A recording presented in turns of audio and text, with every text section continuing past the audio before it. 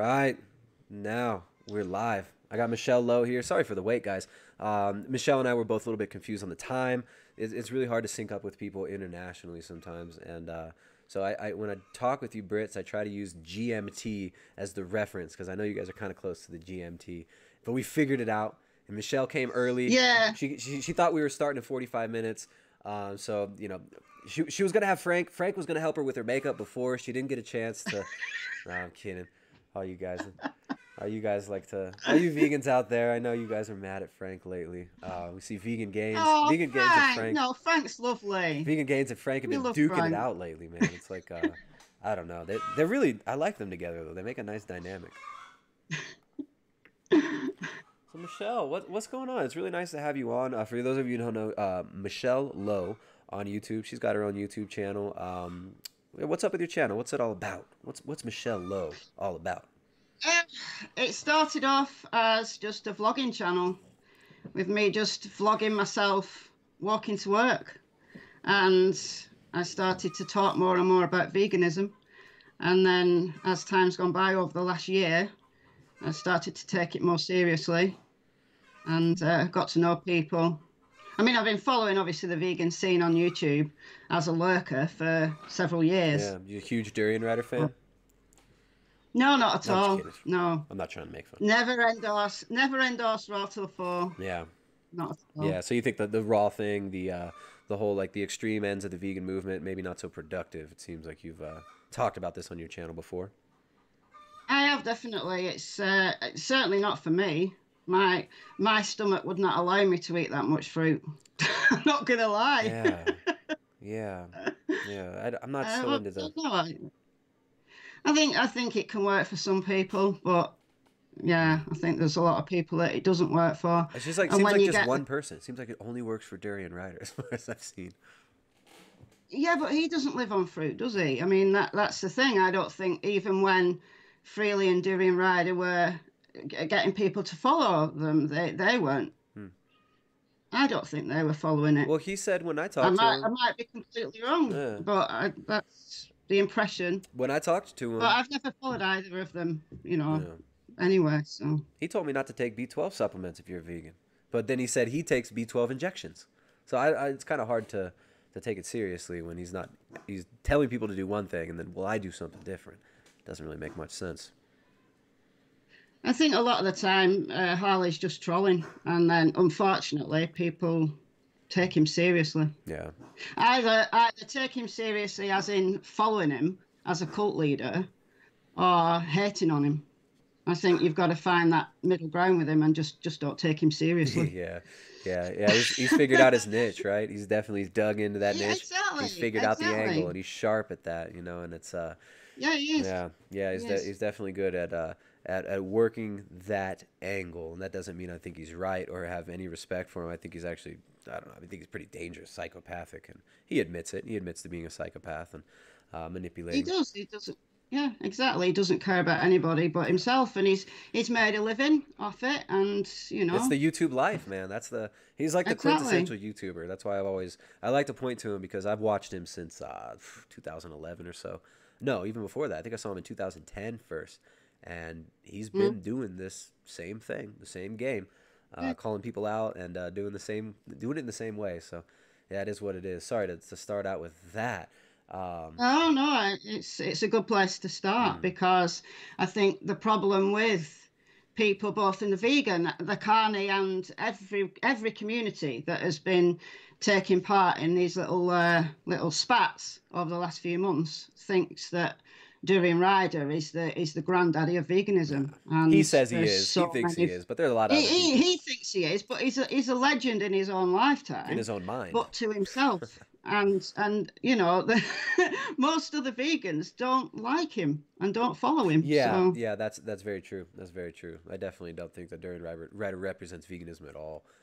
He kind of represents the worst way to do veganism. And exactly. You know, but no, Having said that, though, I saw him on your stream last week, and he was a really good sport. He's I funny. really enjoyed it. You ripped into him, and that it was fun. He's It was funny. fun. He'll say something, and you're like, you know, that's not true, and he'll look down and smile and kind of just, you know, it's like, wow, you just don't care. He just really doesn't care. You know, there are women, pregnant women, who've taken his advice and miscarried. I mean, I've talked to a nurse in Australia who said that she has dealt, you know, maybe she was lying, maybe she made it up. But she told me that she dealt with a lot of the victims of the you know, raw till 4 fruitarian cult, and a lot of pregnant women end up taking his advice. And she's saying she's seen women come in there so anemic and so shriveled up and just messed up from it that you know, it just made her cry multiple times. So I think there's definitely dangers to telling women to eat all fruit, not to take any B12 supplements, don't take any DHA supplements if you're vegan.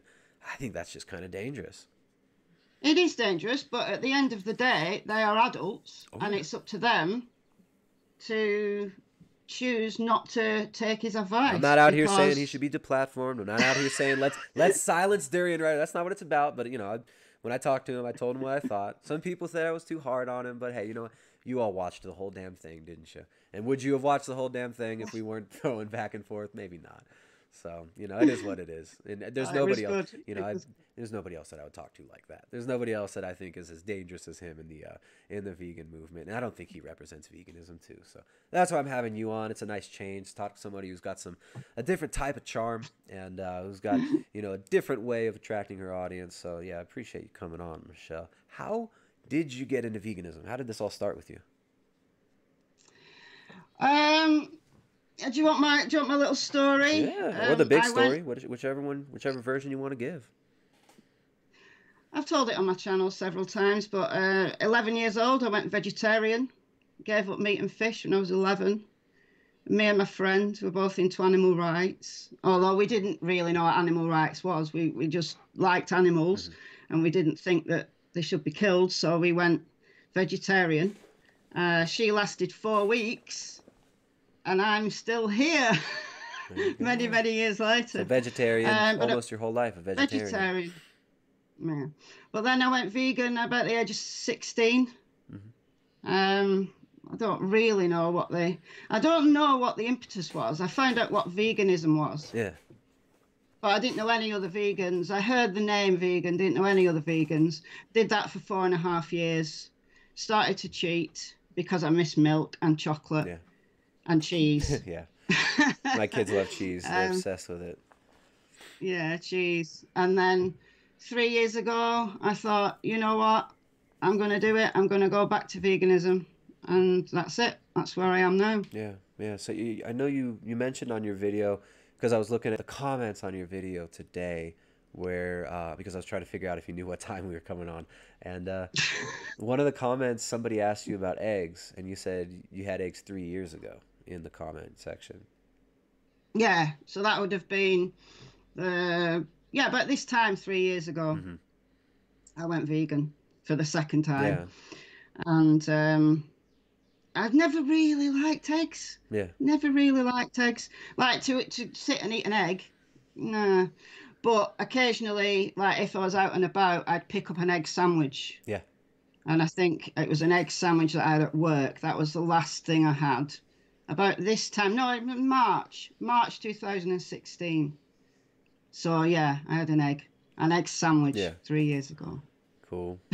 So until 3 years ago, you were never really vegan, and 3 years ago you started the really being vegan. Or what do you think about this stuff? This, you know, you were never vegan if you ever cheated. You're never vegan if you ever don't. You know, if you're ever not a vegan, you were never really vegan. What do you think about some of this rhetoric we're seeing now? Because to me, it's weird. It's like, you know, how do we ever know if somebody was vegan until they die? Like, we can never actually know that somebody was really vegan unless they lived their whole life without leaving. And then at that point when they die, I guess we freely can maybe say, you know, if they were ever really vegan or not. What would freely know? She seems to know. I mean, it's just like, if you were ever not vegan, you were never really vegan. So I don't know if she can, if the verdict's still out, like if you were ever really vegan, we won't know until, you know, I mean, God forbid, until one day when after you live a long, healthy, happy life and you pass away, then we'll know if you were really vegan or not, according to my interpretation of what these people have been saying. No, I think people who occasionally cheat, like I did the first time I was vegan, I still in my head considered myself vegan, Yeah. but I found myself eating chocolate bars So a little bit of on a milk in the chocolate, maybe. yeah, a little bit of milk in the chocolate, and I was still telling people that I was vegan, even though I didn't know any other vegans. It was Yeah. before the days of the internet. And then I just thought I can't lie to myself. It was myself. I can't lie to myself. I'm not vegan because I'm eating milk Yeah. Well, you in the can have some chocolate. chocolate without milk, though, right? Well, yeah, The milk chocolate was okay, better. yeah. Maybe now it's I easier do to know. find. Yeah. Much easier to find now. But yeah, I mean, look, if you if you're mainly plant-based and you like the occasional milky treat, fine. So you think But you're not. vegetarianism is still a good way to go as far as the ethics? Do you think it's you don't draw a line in the sand where it's like, hey, if you had a piece of milk or a, piece of milk chocolate, you're a rapist now, you're supporting the industry. No, Not like that. I'm not an absolutist. So I think if people I encourage people in my everyday life offline, I encourage them to cut down on meat and animal Yeah. products. I know that the vast majority of people that I speak to and never going to contemplate veganism, but they might cut down their usage a little bit. Yeah. And for an ethical vegan, that should be positive. All right. So But then, yeah. if somebody, I think if somebody's vegetarian, I think I would speak to them a little bit more seriously Yeah. than I'd say to somebody who was a meat eater. But live and let live. Yeah. If somebody cheats occasionally, then they cheat occasionally. It's better than nothing Doesn't bother you in so my book. much. Yeah. No, not really. Yeah. No, because all my family, apart from one of my sons who went vegan, everyone else eats meat. Yeah. So that's just the way it is. They're big meat I eaters. feel like that's missed I'm online. just the odd one out. I feel like a lot of vegans online miss that, or at least they don't acknowledge that. They pretend like you mentioned the word echo chamber earlier, and it seems like a lot of these people aren't being so honest with themselves in their online persona. Where it's like all your families eat meat. I mean, Mm, 98% of the world eats meat, and if you're gonna yeah. say that they're all psychopathic killers, murderers, rapists, and they're abusing animals and they're terrible, I mean to me it just seems kind of disingenuous when it's like every one of your mothers is not vegan. Right now, Gary Yourofsky, Gary, right? Yeah, He yeah, had yeah. some videos. I put some clips of him in my videos talking about it. He says my mother is completely psychopathic. I think my sister's completely psychopathic. I told them that I will never sit down at a table with them if they ever eat meat, and I gave them a rule, and it was very, very hard to watch, right? Like as somebody who's, I mean, I've dealt with people who had mental issues. I've had, friends who I've seen have breakdowns and stuff and go through really hard times, and it's hard to watch people in that mind state. And I don't think all these commenters are like that, but do you think there's an aspect of the extreme end of the vegan spectrum that, I guess with any diet, right, carnivores as well, do you think there's an aspect of it that maybe brings out this fanaticism and this like kind of fractured psyche in people? Yeah. I mean, but that's that. If they weren't being a fanatical vegan, they'd be a fanatical something Yeah. else. I think some people are just fanatical Mhm. about whatever it is that they've chosen to be fanatical about. Why do you think that is? Because that's what some people are extremists. They take the extreme line, on anything, whether it's veganism, whether it's politics, whether it's religion, whether Yeah. it's, I don't know, dog breeding, whatever it is, they are going to be extreme about it. Whether we can call that some kind of personality trait or whatever, I have no idea. But Yeah. It so seems there like are almost there are everybody has that possibility in them, and maybe even, people who've had certain traumatic experiences, it brings it out even more, right? Kind of brings it to the forefront. Um, it's such an interesting thing. maybe maybe in some people, but I don't think that's the case for everybody. And I think with veganism, when you see extremist vegans who are only a very small fraction Mm. of actual vegans, because like you say, the majority of vegans don't call their mother a psychopath. Mm-hmm. and will, you know, their friends are meat eaters. They'll go out in company and choose a vegan meal when everybody else is sitting around having a lamb chop or a steak. Yeah. And they won't think anything about it. No, all of my friends eat meat, so it's, Yeah. and all of my family except one person. Do you annoy them about it? Do you bug them about it? Only in jest. Yeah. I mean, my mum gave up red meat, and I was, you know, oh, you're going to go vegan next. You're going to go vegan next. You're going to tell me you're vegan. And yeah, it's just a bit of jest. Why do you think? Do you think it's good to give up red meat as far as like health goes? I mean, what do you think about the health aspect of it? You mentioned ethical veganism, and I'd love to hit more on the ethical veganism.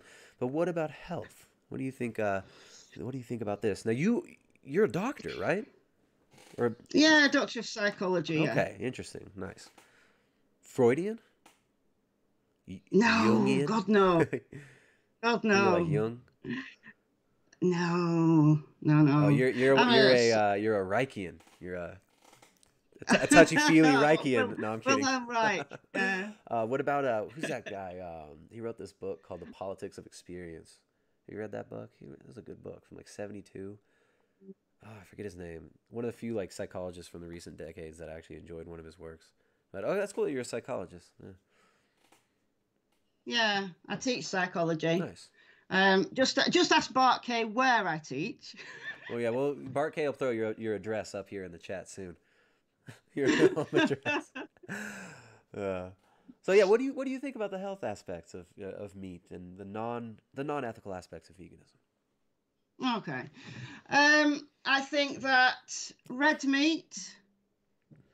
I believe the scientists on this one. I think red meat does cause problems. There's many different scientists with many opinions on it. There are many different scientists. R.D. Lang. I'm sorry, R.D. Lang. Just to interrupt that, the guy's name was R.D. Lang. That was the book. Oh, it was right, a good book. Right. All right, continue. Okay. All right. The mainstream scientist line: red meat is bad for us.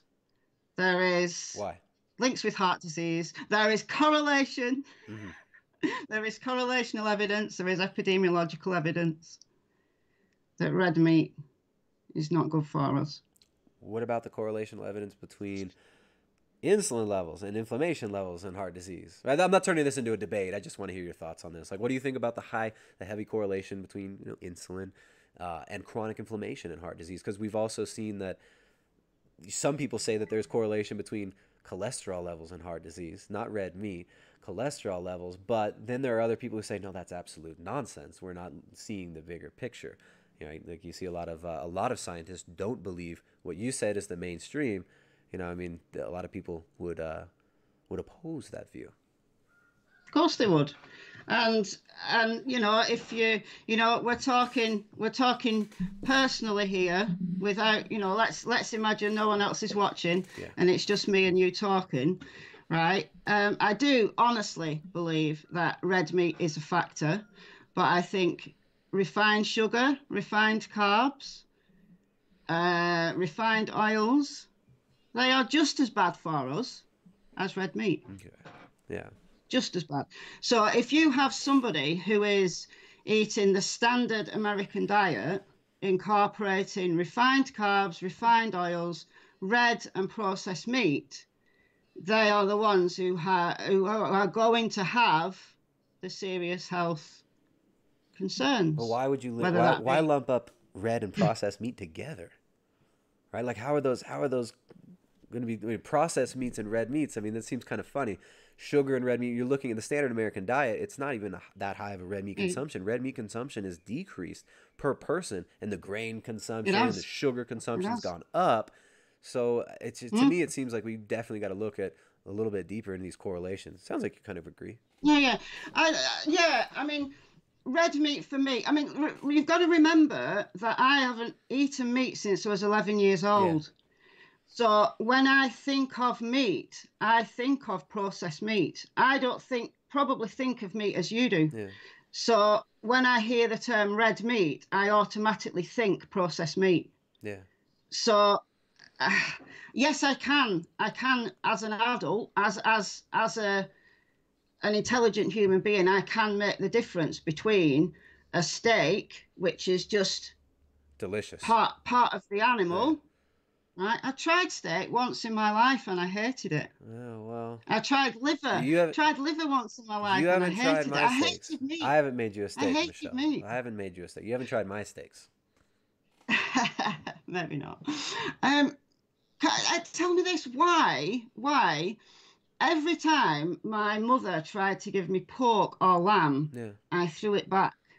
Is there something in pork and lamb? Is it the fat content? Yeah, I mean, I don't. Well, I think. But Well, you're beef, a I could eat beef. psychologist, right? So you know that somebody. I mean, you're not. I don't. I hope you're not a behaviorist, but the behaviorists believe that there's no internal state, there's no soul.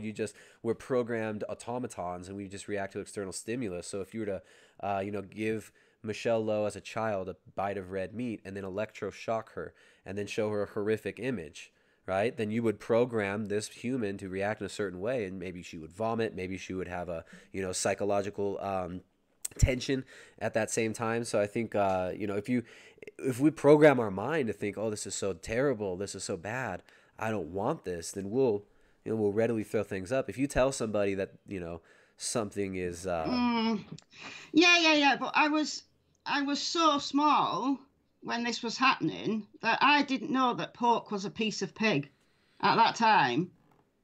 I didn't know that. hmm It was just pork and just lamb. I could eat chicken, I could eat beef yeah.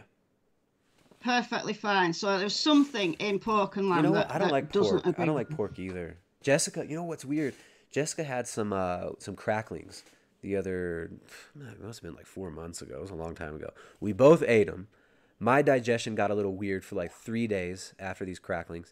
She threw up that day and just felt like crap. So I think, and these weren't like, they weren't rotten or anything. It was just, it was pork cracklings, like fat and skin. They Mm, taste great, but I think the fatty acid content is crap in most pork, right? It's all fed corn and stuff. So I think that's a big part of it. yeah, I definitely agree. okay. I don't like pork as much too. Like if I were to restrict all foods, so if I was going to be like vegan and I was going to come out of it again, I was never really vegan. Of course, they'll say I did it wrong. I was never vegan. I was never ethical vegan. So if I was going to eat a plant-based diet temporarily, like I tried and decided wasn't for me, I would, and I went for a steak. Like I know I would feel great after that, but if I had like bacon or something, it probably wouldn't feel as good. Hmm.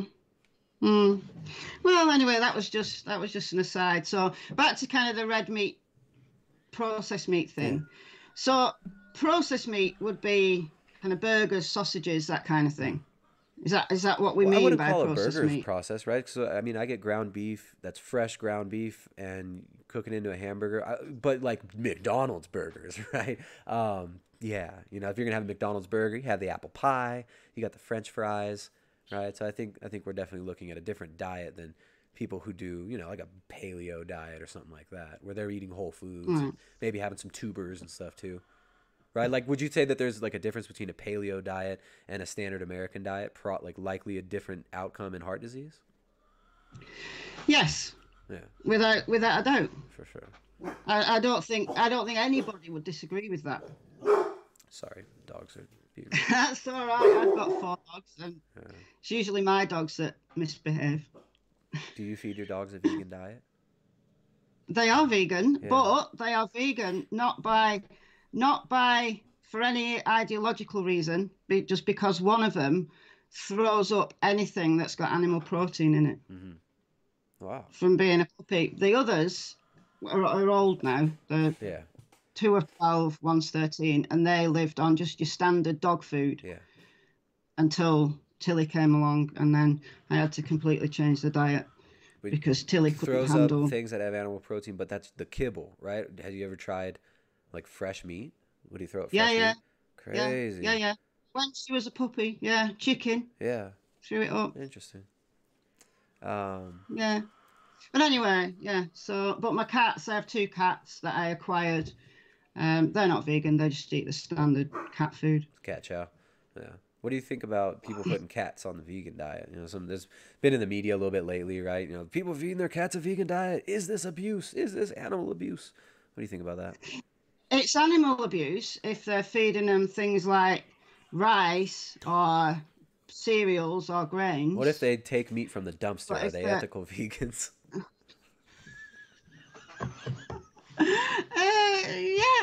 Yeah. What if they steal meat from the grocery store? What if they shoplift for all their animal foods? I actually legit knew people who used to do this, who were vegans in California, these like hippie vegans, and they went to college with me, and some of these people would steal animal foods and eat them, but they said that they were vegans. Yeah, that's not ethical. That's criminal. Right? But what? Okay. But yeah. But it's also, is it criminal to break into? All right. So what about invading a farm? Right? Like you saw those guys, the Meet the Victims guys, like Joey Carbstrong and these other degenerates breaking into private property, harassing farmers on their own private property. Is that ethical or is that criminal? That's potentially that's the right of trespass. Yeah. That is an act of trespass. But oh, hi. My son's giving me a note. All right. Okay. Shut it down, he says. Shut it down. He's telling me he's ordering some fried chicken from the takeaway. In your home. What a nice mom. Yeah, because he doesn't eat vegan diet. So I live with a Why don't you call him? Why don't you abuse son. him verbally and tell him he's a psychopath? And what the heck? You're not living up to the online vegan personas that we see on my comments section, telling me that they hope I die and stuff. I mean, you should be telling him about heart attacks. You should be forcing Earthlings in front of his very eyes right now. What kind of vegan are you? I've never watched Earthlings. I've never watched Earthlings. I've never watched Dominion. I've never watched Cowspiracy. You haven't lived. Not all vegans think that kind of stuff is fun watching. Yeah, I know. The slaughterhouse porn stuff is really weird. I can't watch it. Yeah, it's interesting. I don't want to watch it. I just don't want to watch it. But anyway. I got my dog looking over my shoulder. She's so cute. Let's see. I try to ignore the chat. The chat's annoying me right now. Okay, chat, you're going behind the window. You're going behind Michelle. I will not look at you. All right, so ethical veganism versus health food veganism. This is something that comes up a lot with the ex-vegans, right? Why do you think a lot of these people are leaving the vegan movement? Why do you think a lot of these prominent YouTubers who've been really wrapped up in it are suddenly going away from veganism? Some of them even going full carnivore to try to get their digestion back and stuff. What do you think's going on here? I know it's a broad question, but we can go point by point. It's a very broad question because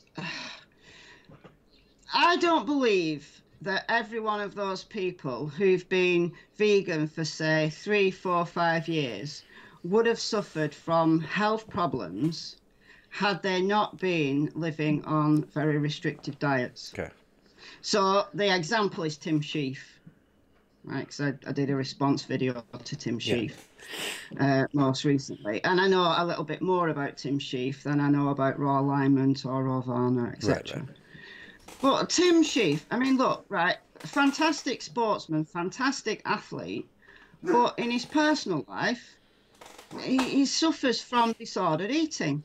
There's no two ways about it. How do you define disordered eating?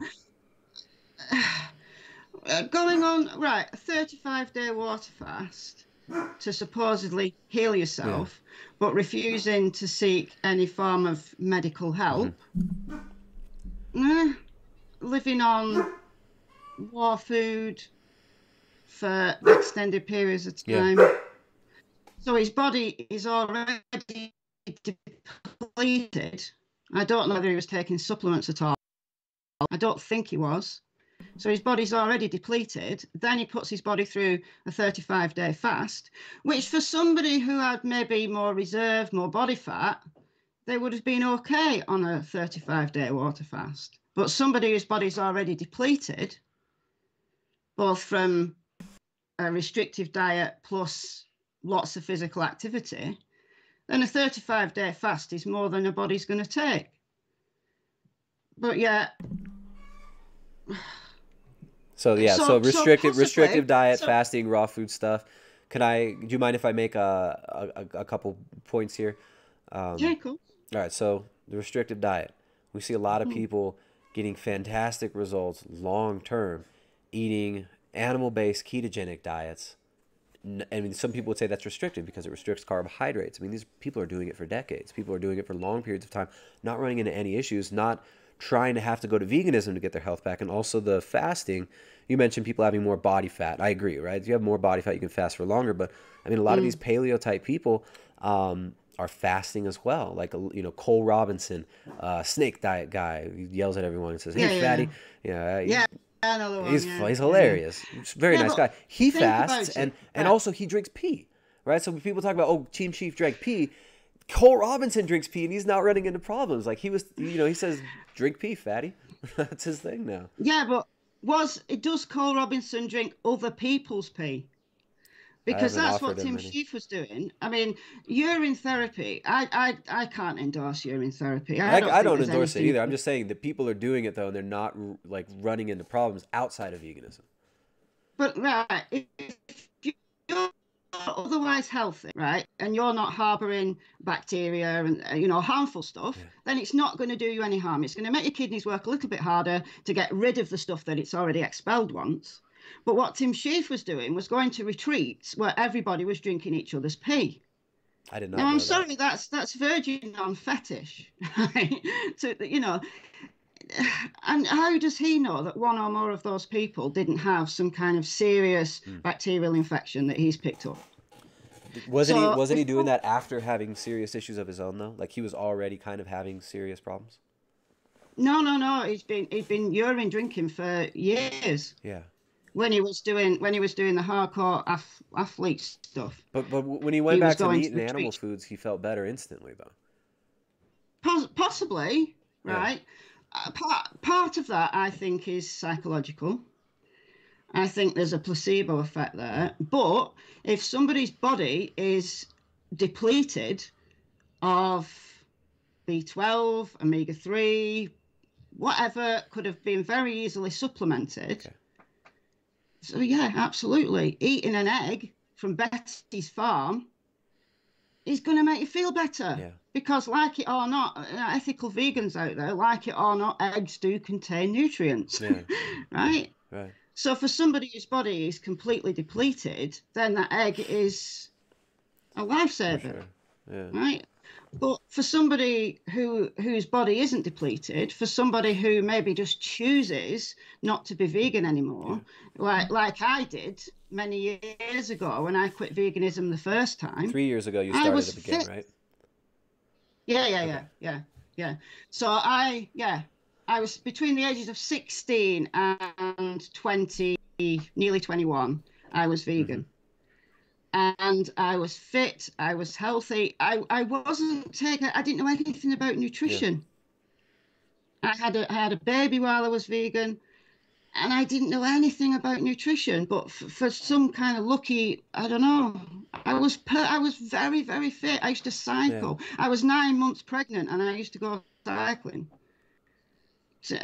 because I was really healthy. Yeah.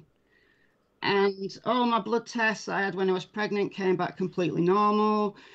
Then, in those days, people didn't know about veganism. And I didn't know about veganism. Yeah. But yeah, I was perfectly healthy. But when I quit, it didn't make me feel better. Yeah. It didn't make me feel worse, but it didn't make me feel better. Well, you mentioned milk, chocolate, and egg sandwiches and stuff. I mean, I would just say, like, for someone coming off of a vegan diet, that wouldn't be what I would advise. I would usually just advise including whole food animal products and animal foods. I don't even like calling them products. I'm sick of this products thing. It's like, these are foods. My chickens lay me eggs. Those are foods. Those aren't animal products. I get beef from my neighbor. I get raw milk from my neighbor. They're not animal products. Products are, Bill Gates Beyond Burger, right? Products are like, products are pharmaceutical drugs. Products are processed. Meat's just meat. Meat's just a food. So I call them animal foods. And I catch myself all the time. I'm trying to program myself to stop using the damn word. But when these people, they throw the animal foods back in, and it like instantly they feel better. The symptoms that they were having that they thought they were going to have to seek medical advice for all go away. They don't need to go back to doctors. So isn't that a good thing for them? Well, it is. If their body, let's take Tim Schaaf as an example. If his body is completely depleted of nutrients, then yes, he's going to feel better bringing back animal products. But if he hadn't have put himself in that depleted position in the first place, and he was fit and healthy and living a wide, eating a wide range of foods that just happened to be vegan, he wouldn't have felt like, he wouldn't have had a wet dream after eating a piece of salmon, let's say. Mm-hmm. It's because his body was so very, very depleted. What about people like... So if let's say, for example, I ate an egg on camera right this moment. I'm not going to, don't get Go excited. ahead, it's fine, go ahead. Or a steak would be even better. I'd prefer a steak. A ribeye would be my preferred. But no, if I ate an egg today, it's not going to make me feel any better, but it's not going to make me feel bad either. How do you know? But if my body, because I'm not suffering from any deficiencies. I'm not suffering from any vitamin or mineral deficiencies. Do you think that simply testing the blood is going to show deficiencies necessarily? I mean, wouldn't you admit that perhaps there's a little bit more going on than just simple blood values of vitamin B12 and stuff like that? I mean, you say you're not suffering any deficiencies, but what if you just as a test, you didn't even have to tell anyone, right? Like, a lot of vegan YouTubers end up doing this, and then they end up shit. Now I feel better, and I'm gonna have to tell everybody. But what if you just ate some meat for like a week or so? You had a little steak, or you had a piece of fish or something, something palatable to you. And what if you did feel better? What if the immune system issues that maybe you were having before improved, and your central nervous system felt better? How do you know that won't happen if you don't try it?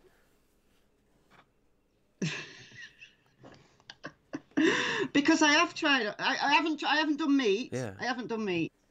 You had egg sandwiches and stuff, though, right?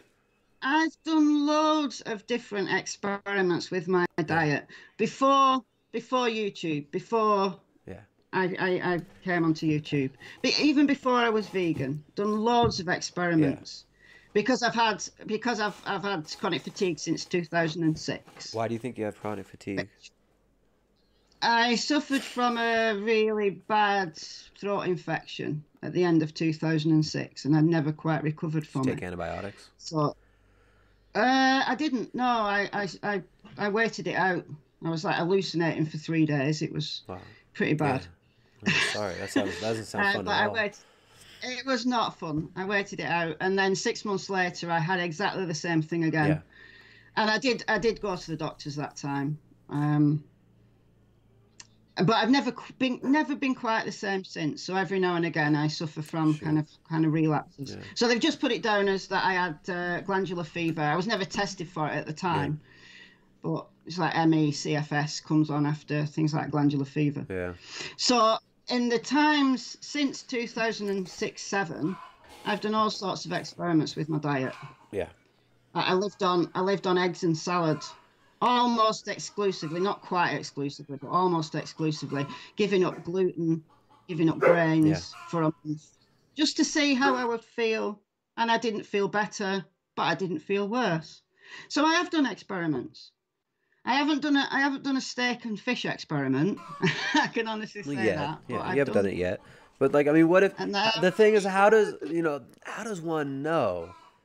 It's so interesting to me, the psychology behind it, right? Because, if I were, right, I was curious if a vegan diet would help me and make me feel better. So I tried it. Even though at the time, doctors that I knew, a lot of people that I knew told me this is not advisable. My wife's gynecologist at the time said that she believed that a vegan diet was child abuse if you put vegan children on a vegan diet. And, we had they were telling us, look, this is probably not going to be the best idea. We started feeling pretty good.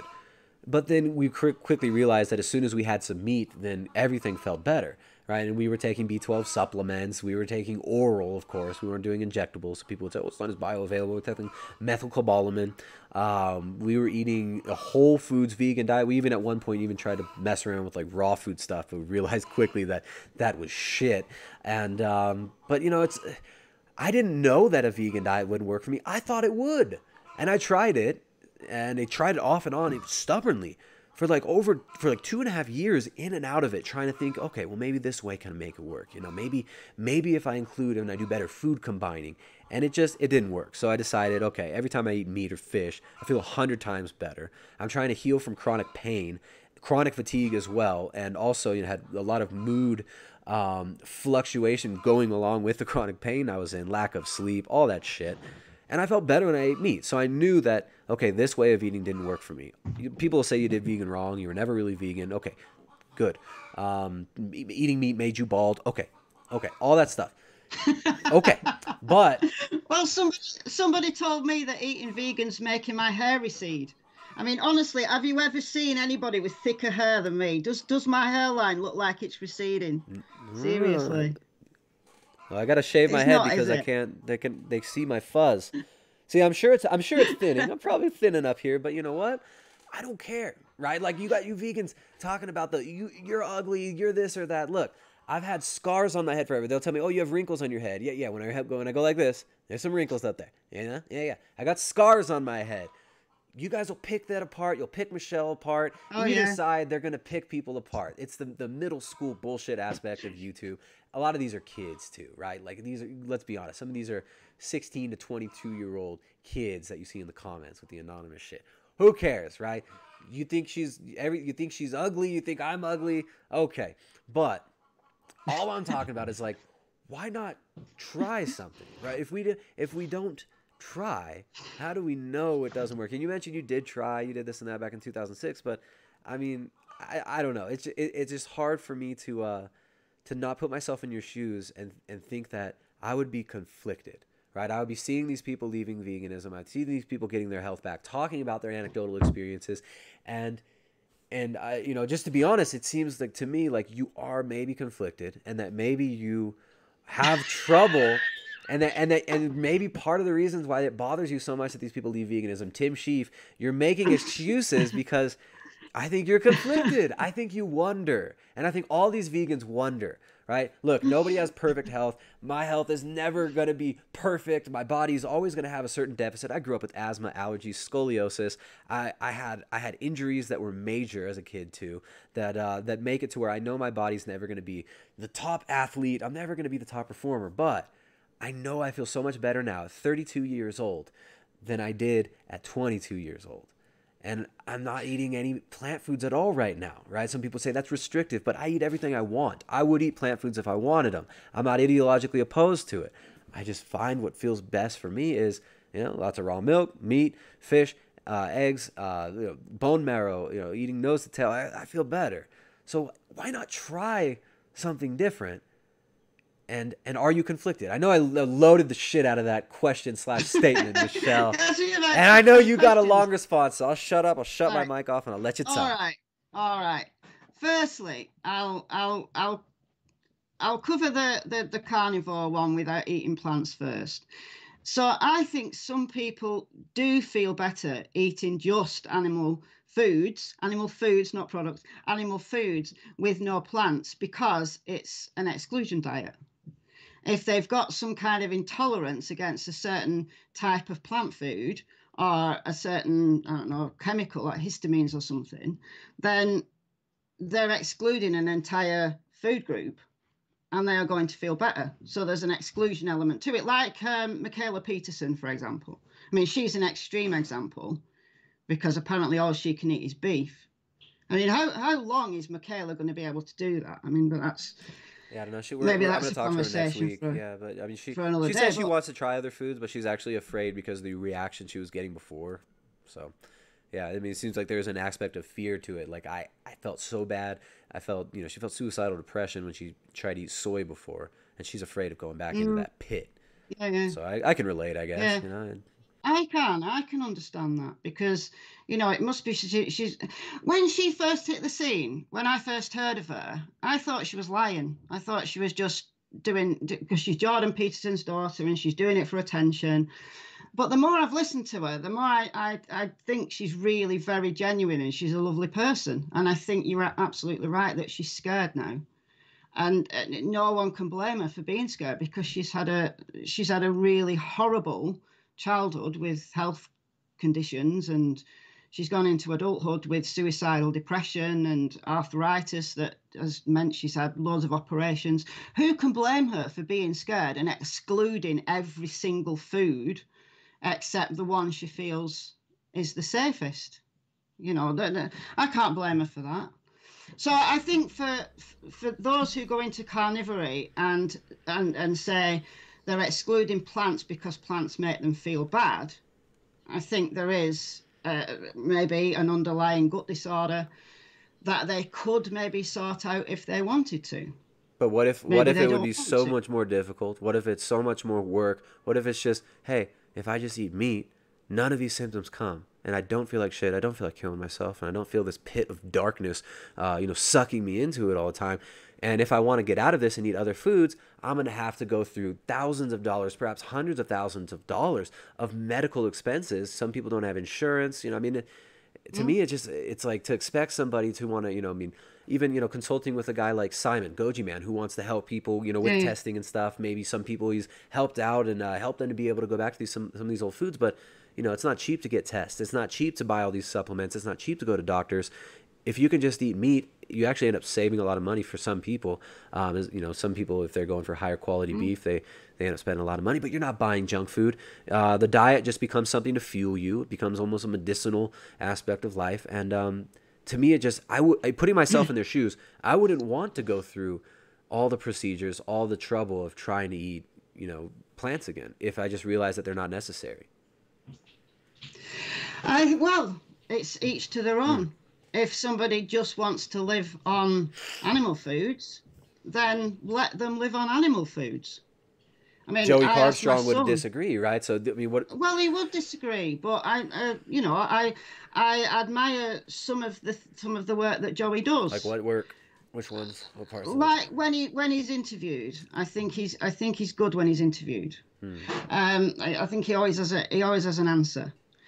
But I don't always agree with Joey's methods. And I don't agree with this absolutist view, as we discussed before, that trying to convert the whole world to veganism is not the way to forward the vegan message. It isn't. Vegan abolitionists. Yeah. It makes vegans look dogmatic and cultish, and it just doesn't work.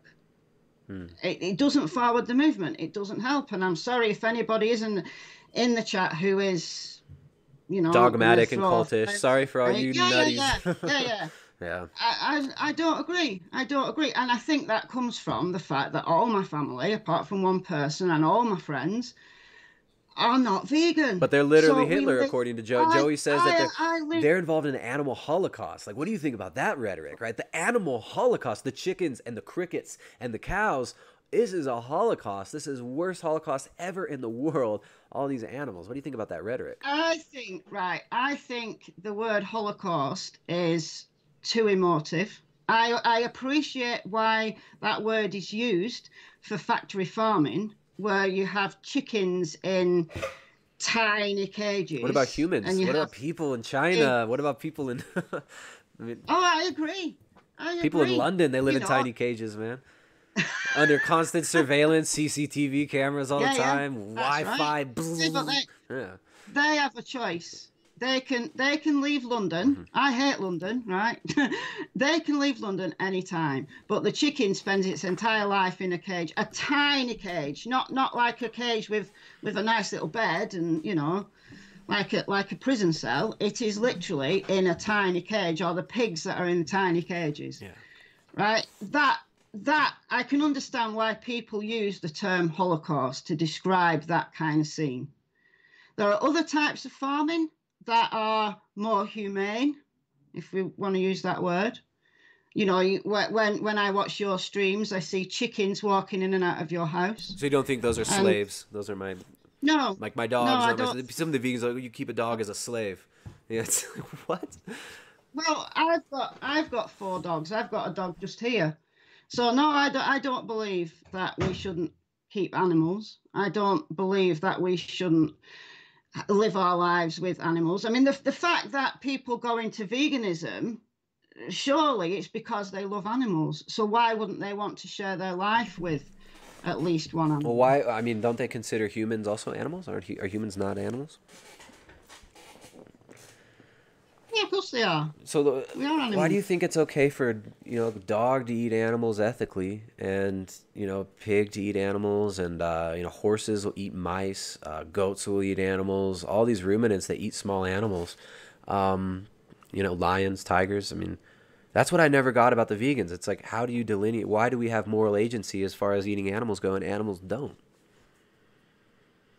Because, right, we are naturally, as a species, as an animal, we are omnivorous, right? I don't agree that we are herbivores. I do not agree. We are herbivores. What about frugivores? We are frugivores, mate. We're not. We are not. Okay. We're not. Right? It's as simple as that. And because we are omnivores, we have survived. We have survived throughout our genetic history. And there have been periods of time where some pockets of humans have been carnivores. And, you know, you can choose Frank Tofano's favourite tribe, the Inuit, as the example. So, you know, those people who've had ancestors who've survived the Ice Age in Northern Europe, their ancestors, if they survived to pass down their genetic lineage, they've been carnivores, almost exclusively. Well, what about cannibals? People, I mean, we could say that, well, men were cannibals too. I mean, look at the Maya. They were human sacrifice and cannibal cult. You know, they were tripping out on mushrooms, lopping off heads, eating human hearts, and drinking human blood. Exactly. So Exactly. And surely human meat is the perfect food. No. Because it has all the nutrients in all the right quantities. No, that's actually not true. You can get prions. There are actually diseases that people can get, kuru and stuff like that. You can get serious issues eating human meat. You know, but this is what I think is funny, is it's like there's no, you know, the ethical vegans and the carnivores, they're always hashing it out over like what's natural. And you're never going to hear me appeal to what's, you know, the appeal to nature fallacy. The vegans will say, oh, you're appealing to nature. Some of them will say that, right? And I don't think we should appeal to nature, because when you look out in nature, you see psychopathic dominance. You see a reality based around animals consuming other animals, rape, murder, theft. There's no moral code in nature. And I always think it's interesting, like, why do we as humans have a sense of morality? And why do we even come to the conclusion, some of us, that, well, there's certain things we shouldn't do that we see in nature. You know, dogs will force sex on a partner, but we deem that terrible. That's a horrible thing. They'll murder each other. They will, you know, they'll do all sorts of things that we don't do. So I always think that's an interesting thing to think about. Well, yeah, but that's because we've developed a moral consciousness. As a species, we've developed morality above and beyond other animals. Why? So we consider murder a criminal event, don't we? Yeah. And rape, we consider that a criminal event, whereas other animals don't. Simple as. But some of us do. I mean, a lot of people in the modern world, the way that morality is structured now, it's, you know, moral relativism, and it's basically, we're seeing people like Richard Dawkins talk about, you know, well, we need to get rid of the taboo of eating human flesh. It's just a cultural taboo. It's just moral. It's just a moral taboo that's culturally relative. And, you know, we need to get rid of the taboo of cannibalism. You know, Richard Dawkins literally said that. He tweeted this, that we should get rid of the taboo of cannibalism. A nutter. So it's, yeah, I'm sorry. He shares my profession, but that's all he shows. Yeah. Yeah. These are the most interesting things to me, is like the whys, right? Why shouldn't we eat animals, or why should we eat animals? Why shouldn't we murder? Those are the same, on the same level, right? So like, why not rape, kill, steal? It all comes down to something that's not so obvious, as far as like, we can't just measure it, right? It's like we can just look into nature and think, okay, well, what do animals do? Let's do that. Or what did our ancestors do? Let's do that. I mean, our ancestors were engaged in human sacrifice. Right. We live with a very thin veil of morality. So it doesn't take much, you know, for... Right. There might be certain people that I would prefer not to be in the world. Yeah. But I'm not going to go and kill them, because I know that I'd spend the rest of my life in prison. Yeah. But if for some reason the economy failed and we became I'd lawless, stay away from you in that case. I'd stay far from you, very Michelle. quickly, that veil of morality would fade into insignificance, Mm. and it'd be everyone for Isn't that themselves. interesting? I mean, we're just a few And generations if away from human sacrifice. No matter what culture you're in, well, a few generations ago, there was human sacrifice, cannibalism, all those good things. Isn't that weird? It's so weird. We think we're so advanced too, but we're also not so exactly. far from it in our modern society as well. Which, I mean, some would argue that we still do have human sacrifice. I mean, Marilyn Manson in his autobiography, Jay Dyer actually pointed this out to me. I didn't know this. Marilyn Manson in his autobiography said that he viewed his abortions as human sacrifices, and that he actually did them in a ritual manner and viewed them as ritual human sacrifices. So some would argue that we still have these things. Mm. And maybe we do. Maybe we do. The Illuminati Oh, we're going there. sacrificing children. Well, How far down the rabbit hole do you want to go? well, I mean, there's no limit to a lot of these things, right? You look into the abyss, and the abyss looks back. Mm. But yeah, no, I think I do think that you're a lot more versed on the geopolitical big picture than more people. And you make the Illuminati word's a funny one. It's a silly term, but when people refer to these shadowy organizations of elite, these are things that you can document throughout history. So maybe we should get into some of that stuff and some of the bigger picture things, because I know you've listened to some of my views on the bigger issues in veganism and how it is being used as a wedge issue for big ag, big pharma, big foundations to push a certain agenda that ties into transhumanism. And I know I saw a video of yours, and this is when I said, I want to talk to this woman someday. I'd love to have her on. I don't know if I commented on that video or not, but you were pondering in one of these videos about the points I was making. It seemed like you kind of saw what I was pointing at. And, but yeah, well, what do you think about this? Do you think that veganism is being used as one of these issues to push a bigger, broader, long-term agenda, like I've kind of talked about here on the channel? No, I think that veganism is being pushed more than ever before, but that's because we live in a global corporatocracy, right? Whether we want to call the leaders of those corporations the Illuminati, or whether they're just slaves. I think like Illuminati we is a are, terrible whatever. term. I never use that term. It Yeah. is, but I love It's it. like the I love it. YouTube, like Beyonce and Jay-Z are the Illuminati. It's Yeah. like, well, there's subtlety to these things for sure. But yeah, Yeah. Well, we'll call them a global elite then. the Right. globalist folks, the globalist folks. It's 12:24 p.m. Okay. I think veganism, right? Veganism as a movement has been progressed, and it's growing exponentially quickly. But I think it is being pushed. But the reason why it's being pushed is because the globalists have seen a market that is there. They've seen a market and they're going for it. So that's why you've got the big investors into the things like the Beyond Burger and this, that, and the other. Mm.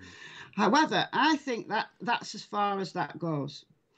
However, from a slightly different perspective, I think there are global movements to get people off land, to get small farmers moved off, whether that's through polluting their water, through fracking, whether that's through poisoning them, whether policy, that's through right? Like policies that move people towards policies, the cities. making it out. Have you read anything from Rosa Koire? No. Or seen any? No, I have to look. Rosa Koire. Oh, she's got a great book. What's it called? I can't remember. Behind the Green Mask or something like that. I might have heard of that book. Mm. So is she talking about the UN Agenda 21 type stuff? Is that what it is? Yeah. Agenda 21, Agenda 30. 23, yeah. Mm-hmm. Yeah. Yeah, absolutely. So absolutely, they are doing that, right? That's beyond a doubt. Agenda 21 is a thing, right? It's a 300-word PDF that you can download, right? Agenda 21 is a thing. It's not a conspiracy theory. They are trying to get small farmers off the land. They want people in smart cities. They want people surveilled. They want people eating junk food that is easy for them to produce. Solid state economy. Yeah.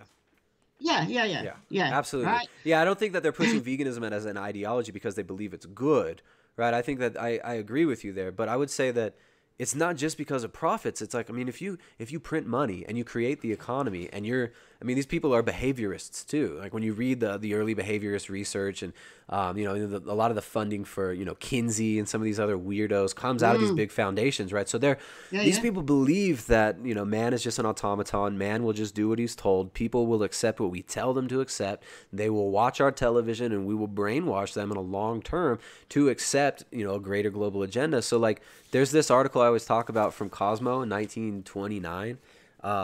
There's the cover of Cosmopolitan. Oh wow! Not too different from the covers now, right? That's Cosmopolitan 1929, right?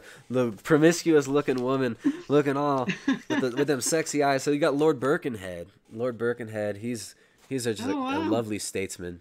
He I don't know. Do you know where the Lord of Birkenhead is from? Where's he from? The Duke of Birkenhead. It's near Liverpool. Okay, yeah. So Lord Birkenhead wrote this in 1929. He didn't write anything else publicly, right? But he wrote this article that it's on Scribd, and Scribd, they just put a paywall, I think, for all their stuff. But I'm gonna maybe share this on my website or something, or I'll put links so people can download the PDF. I'll figure it out on this video. This is a really interesting article because it shows in 1929. Kind of the thought patterns that were going on. So this guy would have been in talking to the Huxleys, Charles Galton Darwin, Charles Darwin's grandson and stuff. Like you read some of these people's books and they're talking about feeding people processed food. They're talking about having a solid state economy. They're talking about long-term plans, 100, even 1,000 years in the future. So this guy predicts, all right, so this says, it's called Save This for Your Children's Children's Children. It's a forecast of what the world will be like in 2029. This was from 1929. And the predictions he makes, he says, babies will be produced by chemists in laboratories. The entire institution of marriage will be changed. We're all going to live to 150. They always say that. You're going to live forever. No one will need to work more than 2 hours a day. Oh, it's going to be this great utopia. Agriculture will be abolished, except as a hobby. And all foodstuffs will be produced synthetically. Man will be able to alter the geography or climate of the world. Coal mining will be an extinct industry. This is the stupidest one. The 48-hour day will come into being by retarding the rotation of the Earth. But actually, people, crazy, right? We don't get all flat Earth on me, chat. Don't get all flat. But people have said that in China that they are actually thinking that they can do this, and they're talking about damming up water to change the rotation of the Earth, so that maybe it's not that far off. Sitting in our homes, we will see and hear events the world over. But in this, he talks about selective breeding of people, eugenics, which I'm sure you know is a popular thread and thought in the 20th century. But he says by 2029, we'll be making babies in labs. Mother's love is just chemical, so we'll just produce chemical love in a laboratory.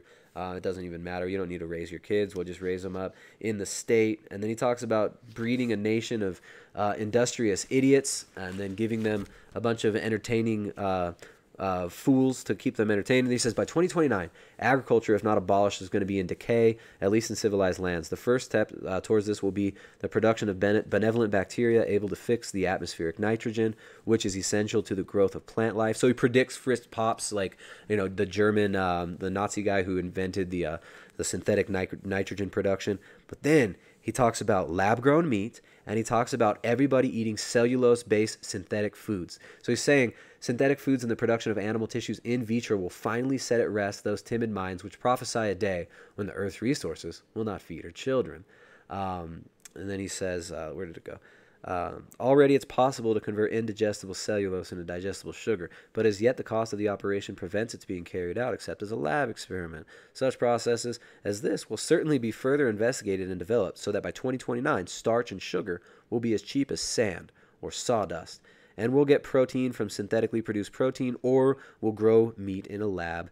And only the rich and elite will be involved in agriculture, the decay of agriculture, which can only survive as a rich man's hobby. So, I mean, right there, we've got talking about feeding people cellulose. He was a clever. What was his name? Lord Birkenhead, the Earl of Birkenhead. He never wrote anything else publicly, just this propaganda article in Cosmo. So it says he's predicting the future, but I mean, this is a guy who's hanging out with the Huxleys. Huxley wrote about this as well. He talks about feeding people lab meat, and not 1984, Brave New World. So Brave also Bertrand Russell. Have you read Bertrand Russell's The Scientific Outlook? No, I Read don't it. think Read so. it. It's great. It's like the ravings of a madman. It's very unscientific in general, but he talks about the same thing. He says people are going to have to eat, we're going to feed people lab-grown foods, and they're going to eat synthetic foods, and only rich people will have real steaks. So it's, I would say that it's pretty obvious if you look at these people's research, or not even their research, their propaganda pieces. They believe that this is what they're going to do 100 years ago. Yeah, right. Let me come back at that.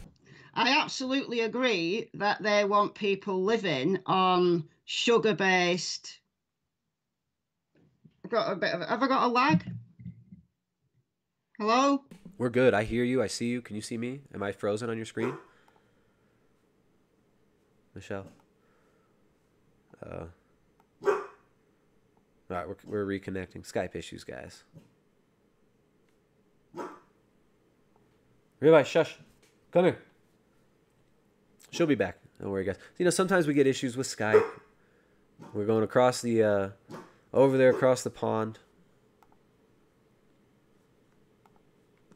Okay, we'll reconnect.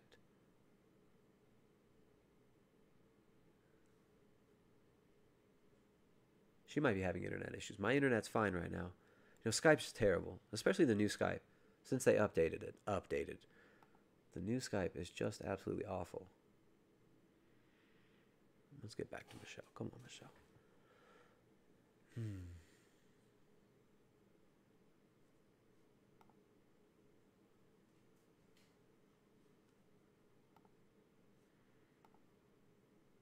Look at you guys in the chat. Be nice. What a sport Michelle is. I mean, she's an intelligent woman.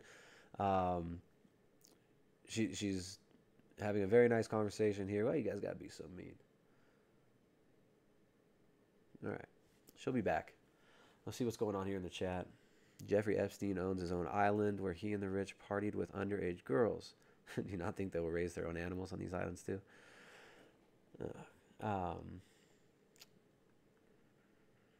Michelle's going to have a steak. She was convinced, says somebody. What else is going on here? Effort to limit methane seeping into the atmosphere, isolating a previously unknown bacterium that appears to have a ravenous appetite for the atmospheric trace gas. Doesn't sound crazy? Let's just throw some bacteria that we have no idea what this is going to do. Let's throw this bacteria up in the atmosphere because we say methane's so bad, it's destroying the planet. Look, methane from cows. These emissions, methane emissions, are in the atmosphere for such a short amount of time. I think it's like 10 years.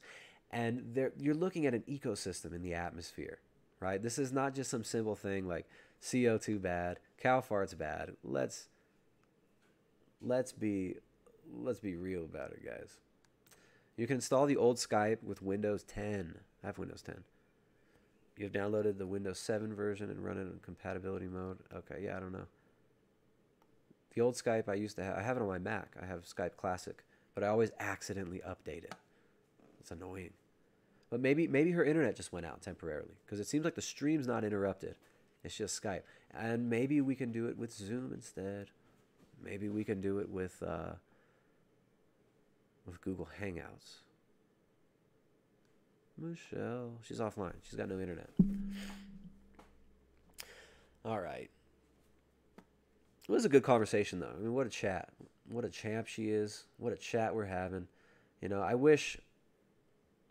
really wish, yeah. So, here, Bobby says, good chat. Still, simple question. Why not try animal foods? Exactly. Because I already tried it in the past. I don't know. That's usually the answer. Here, I'll take her thing off. Where is it? Let's see. Okay. So, Michelle will be back. You're absolutely right, Bobby. I feel like a lot of these vegans are conflicted. A lot of them, first of all, they understand in their heart that the ethics of it is nonsense, right? More animals die from plant food production than with animals. And I haven't gotten to talk about this with Michelle, but I think she understands some of the concepts that I would bring up if the conversation goes in that direction. So, you know, if she comes back, if she's able to come back, if Skype gets back online for her, that's definitely something I'd like to ask her about. She's something that is versed in the bigger geopolitical issues. She understands this push for a global technocracy, right? She's well read in history. She understands what's going on. She understands some of the bigger picture stuff, which is a lot of people don't. A lot of people don't get this. A lot of people don't understand that there are people, there are think tanks, there are organizations, there are NGOs, there are corporations who are using long-term planning that don't just think short-term like us, right? We're thinking about, what am I going to eat tomorrow, right? The average American is programmed to think, where can I find a hole to stick my dick in, right? How can I get laid? How can I have approval from my neighbors? What is acceptable to say, right? And that's what we're programmed with in media. We're programmed to be insecure about our thoughts, insecure about who we are. We're programmed to believe that we're just monkeys, we're just dumb monkeys, lab rats, meant to be running in the rat race. And most people don't think about these bigger things like, okay, what's going on in the big picture? Why is the history of the 20th century and the history of humanity in general so bloody, so confusing, so twisted? Why did 30 million Christians get killed in the gulags in the Soviet Revolution, after the Soviet Revolution, right? So why is, the bloody French Revolution, the bloody Bolshevik Revolution, when you look at these things, there's specific ideologies that drive these. And I always think it's great to talk to people who, kind of studied some of these concepts as well. When you look at 20th century history, you see a thread of the thought process of the elite being published in the public sphere. Guys like H.G. Wells, who wrote nonfiction books about the creation of a global order, a global system that is technocratic, that is based on so-called science, right? They call it the scientific dictatorship. Zbigniew Brzezinski wrote a book called Between Two Ages. Between Two Ages, the tagline's great on that one. It's about the technotronic era is one section of this his tome. And these people write books like The Grand Chessboard, and they talk about looking at long-term planning, looking at long-term creation of culture. And I think that's always interesting to look at, especially when these people are openly saying that we're going to feed the plebs cellulose. We're going to feed you soylent shit. We're going to give you a fake reality. And we're going to program man, cradle to grave, to be a perfect little industrial creature. And we're going to turn man into a product. Right? So the rat race is about treating you like a lab rat. And that's what this vegan diet ends up doing. You're putting people on a very inhumane diet, on a diet that creates more human suffering, that creates more animal suffering, and that destroys the environment in the name of fixing the environment, right? So it's really, really twisted, and I think Michelle actually does see a lot of the bigger picture here, so that's why it's cool to talk to someone like her. So if it says Fabian Society members, Wells, Huxley, and Orwell. I don't think Wells is a member of the Fabian Society, but yeah, no, it's the same type of thought. Wells was a global. He believed in Marxism to a certain extent, but he also criticized the Marxists, and he criticized the Marxists because he said that global capitalism is the driver of the Brave New World. That the global capitalist order leads to the global socialist order, right? So monopoly capitalism is the same as socialism. When you see monopoly capitalism, so-called free market, which doesn't exist, you see the biggest companies end up taking over the government and turning it into exactly what Marx was talking about. So people do understand, people like H.G. Wells understood that there's a fake dialectic, capitalism, socialism. It's a false dialectic. They both end up leading to this giant monopolistic system, this huge technocratic system that we see going on today. But, more people are worried about what is, Kim Kardashian putting in her butt to make it look bigger. More people are worried about, should I dress up my son as a girl, or, maybe my 3-year-old daughter is trans because she likes playing with toy cars. This is what people are really focusing on. The society is so twisted, so degraded, and it's so bastardized. And we are so fallen that, people focus on all that nonsense, on that gobbledygook instead. Where's Michelle? Maybe her computer died. Boop, boop, boop. So yeah, someone says, what do you think of overpopulation? That's an absolute myth. Overpopulation is a nonsensical myth. It is a psychopathic worldview. Okay, so now I'm seeing missed calls from Michelle all of a sudden. Whoa. Overpopulation is, I mean, this whole Malthusian thing is, I think it's nonsensical. So, yeah. Michelle, you're back. I'm trying to get back. No, you're back now. I'm trying to get back. There you go. My internet's gone down, so I'm I don't know how good it's going to be. Okay, well, you know what? I'll turn off the feed. Yes, but I'm going to turn off the video going to you just to save you some juice, right? To save you some internet. All right, so I'm going to cut the video going to you and see if this is better. How do you, can you see me? Can you hear me? Or can you hear me, rather? I can hear you. All right, cool. Yeah. So, yeah, I mean, we were getting deep there, and then I was kind of waxing poetic about all this stuff when you left. Somebody in the chat asked about overpopulation, and that's one of the big things we see. A lot of the vegans that believe. Durr and Ryder says, well, overpopulation, mate, that's why we should stop having kids and get vasectomies. And I like to ask these people, well, if you really believe the world's overpopulated, then why not kill ourselves? Why don't you kill yourself if you really want to live out your worldview and make more room for everyone else? So what do you think about this concept of like overpopulation that people talk about? I don't think the world is overpopulated. I think that we need a complete redistribution of wealth and redistribution of land. Yeah. Because there's plenty of land and there's plenty of resources. They're just in the hands of a 1% minority who's hoarding it all. Mm-hmm. And most people live in crowded cities, so they believe it's overpopulated because they live in a coffin apartment and they've been programmed. Exactly. Yeah. Exactly. Right. So you're living in London, you're living in San Francisco. Of course, you think it's overpopulated. You're treated like a lab rat. You're fed soilless slop. That's, the because third world people, gets. I mean, it's understandable that people have a narrow view of their world, and when people are crammed onto the underground trains in London, they feel that everybody is on top of them and they can't move, and they naturally feel that the world is overpopulated. Yeah. But you only need to go a few miles out of London and there's beautiful countryside, but it's owned by people who've got no interest in letting people work just 2 hours a day, which was something that was. Well, that's after the article. Yeah. That's interesting. So you think Lord Birkenhead? Everybody's going to work 2 hours a day. Working hours have gone up.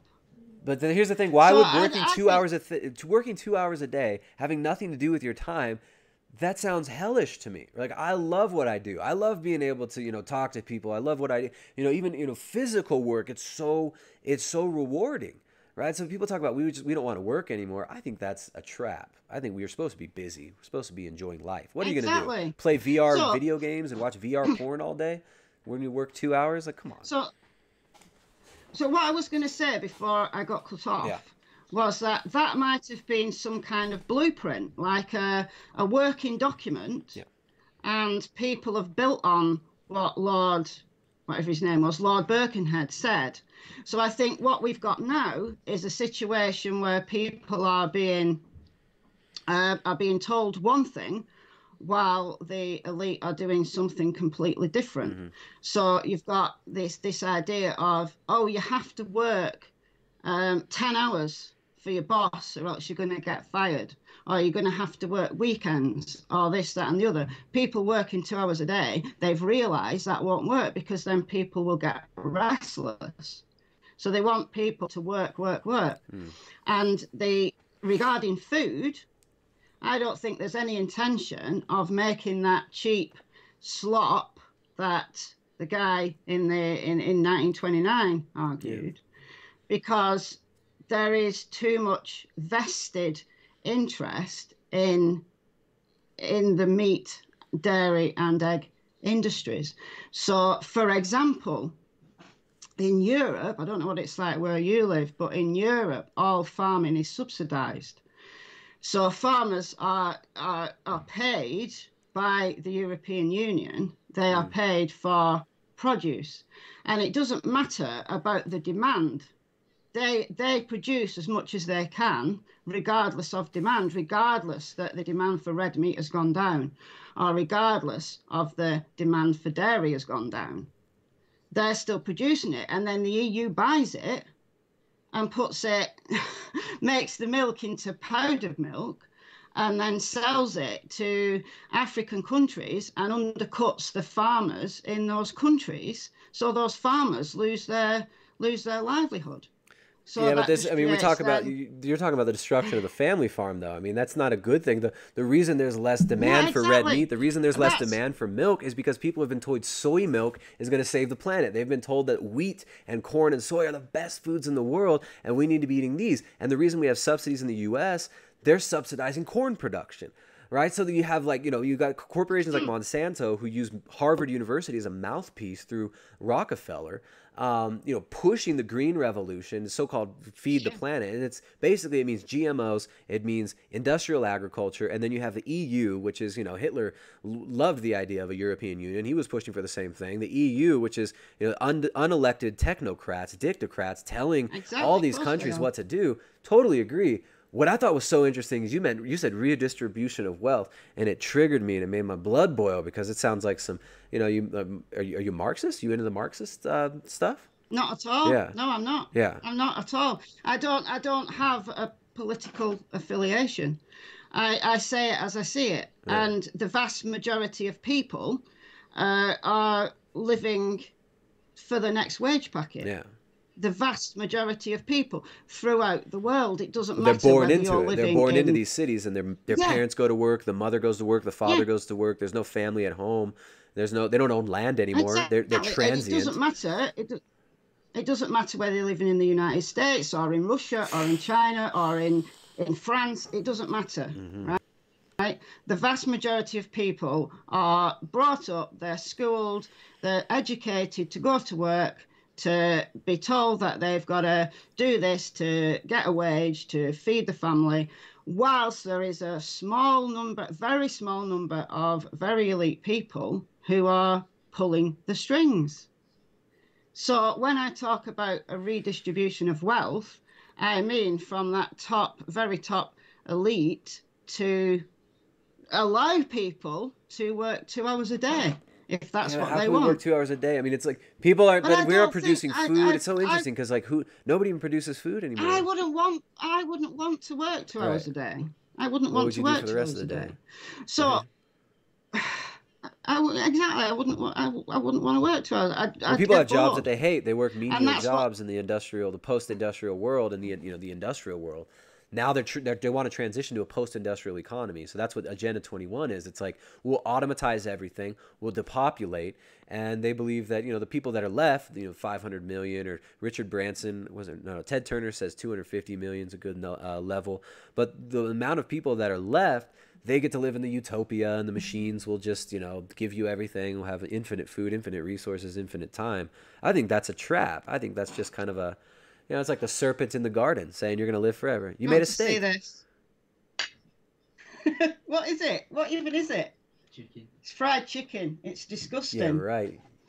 That's Yeah, right. You're disgusting. just saying that for the camera, Michelle. I saw your nose. Your nose was like, ooh. Oh, Look how much that's you love your horrible. son. He's funny. He's just messing with you, huh? He thinks it's funny. He Your does think son's it's is funny, your yeah. son a subscriber? Is he sub to the Primal Edge Health channel? But yeah, I think that's a trap. Like telling people you're gonna work 2 hours a day, you're gonna live in this utopia.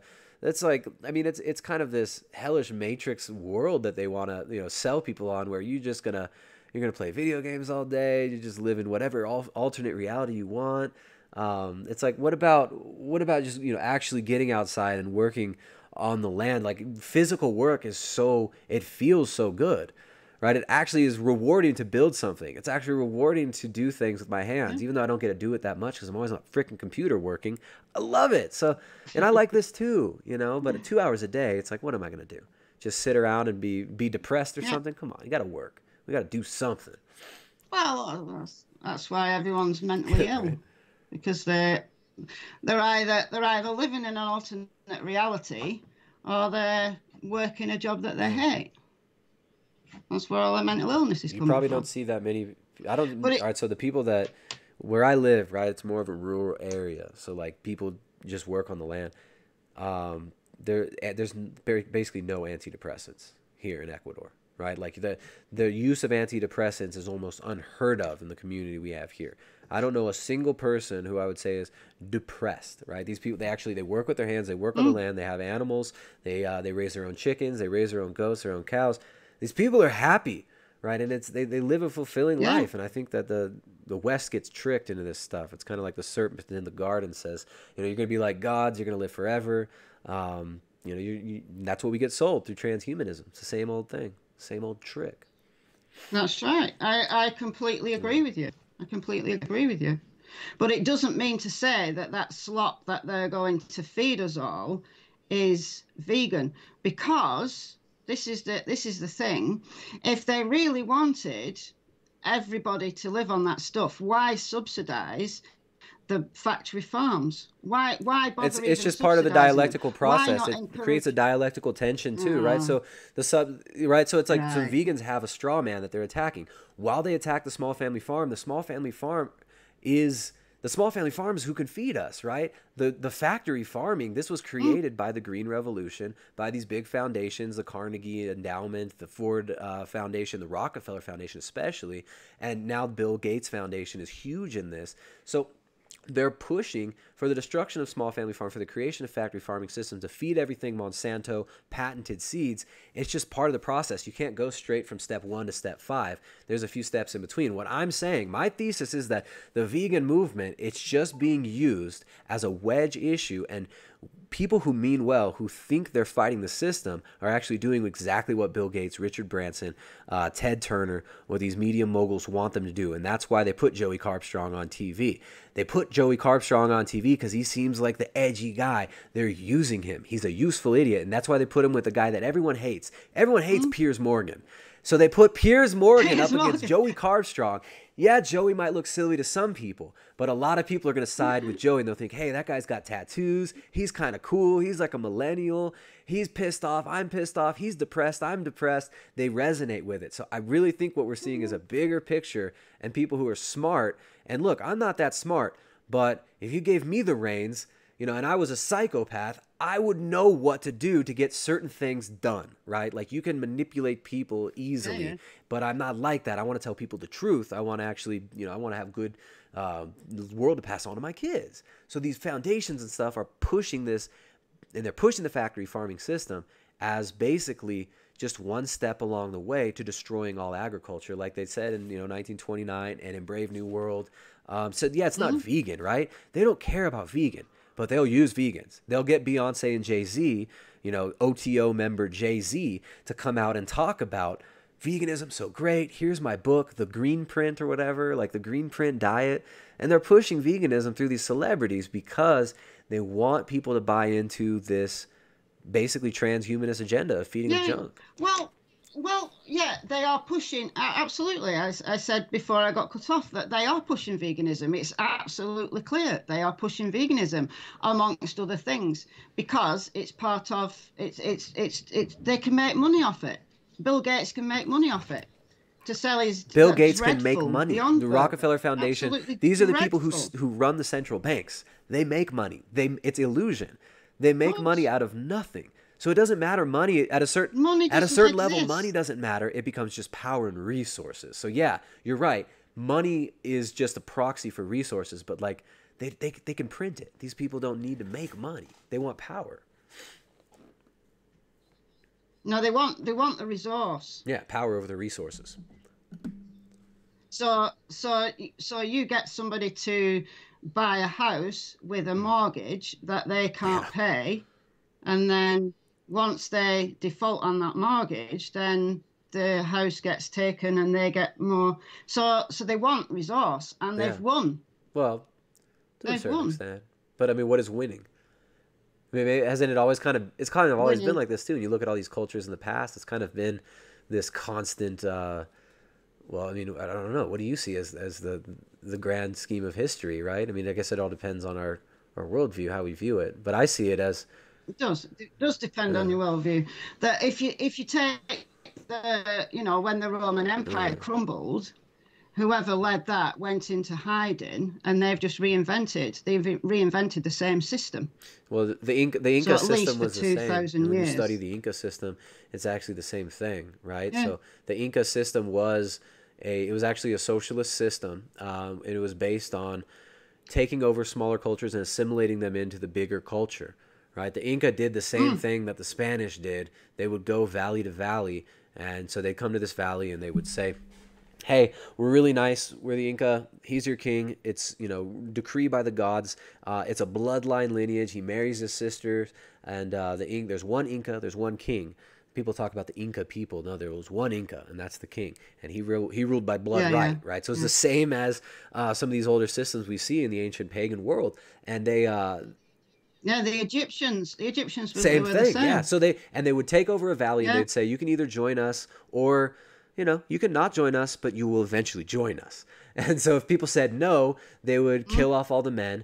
They would enslave the women, and then they would eventually people would submit always. But they'd pull them into the fold, and they'd say, bring your idols here, bring your idols down to Cusco, and you can keep worshiping your gods, but we're no longer going to be doing... They banished cannibalism. That was one of the only things that they said. No cannibalism for whatever reason. They still did human sacrifice, but no cannibalism. That's bad.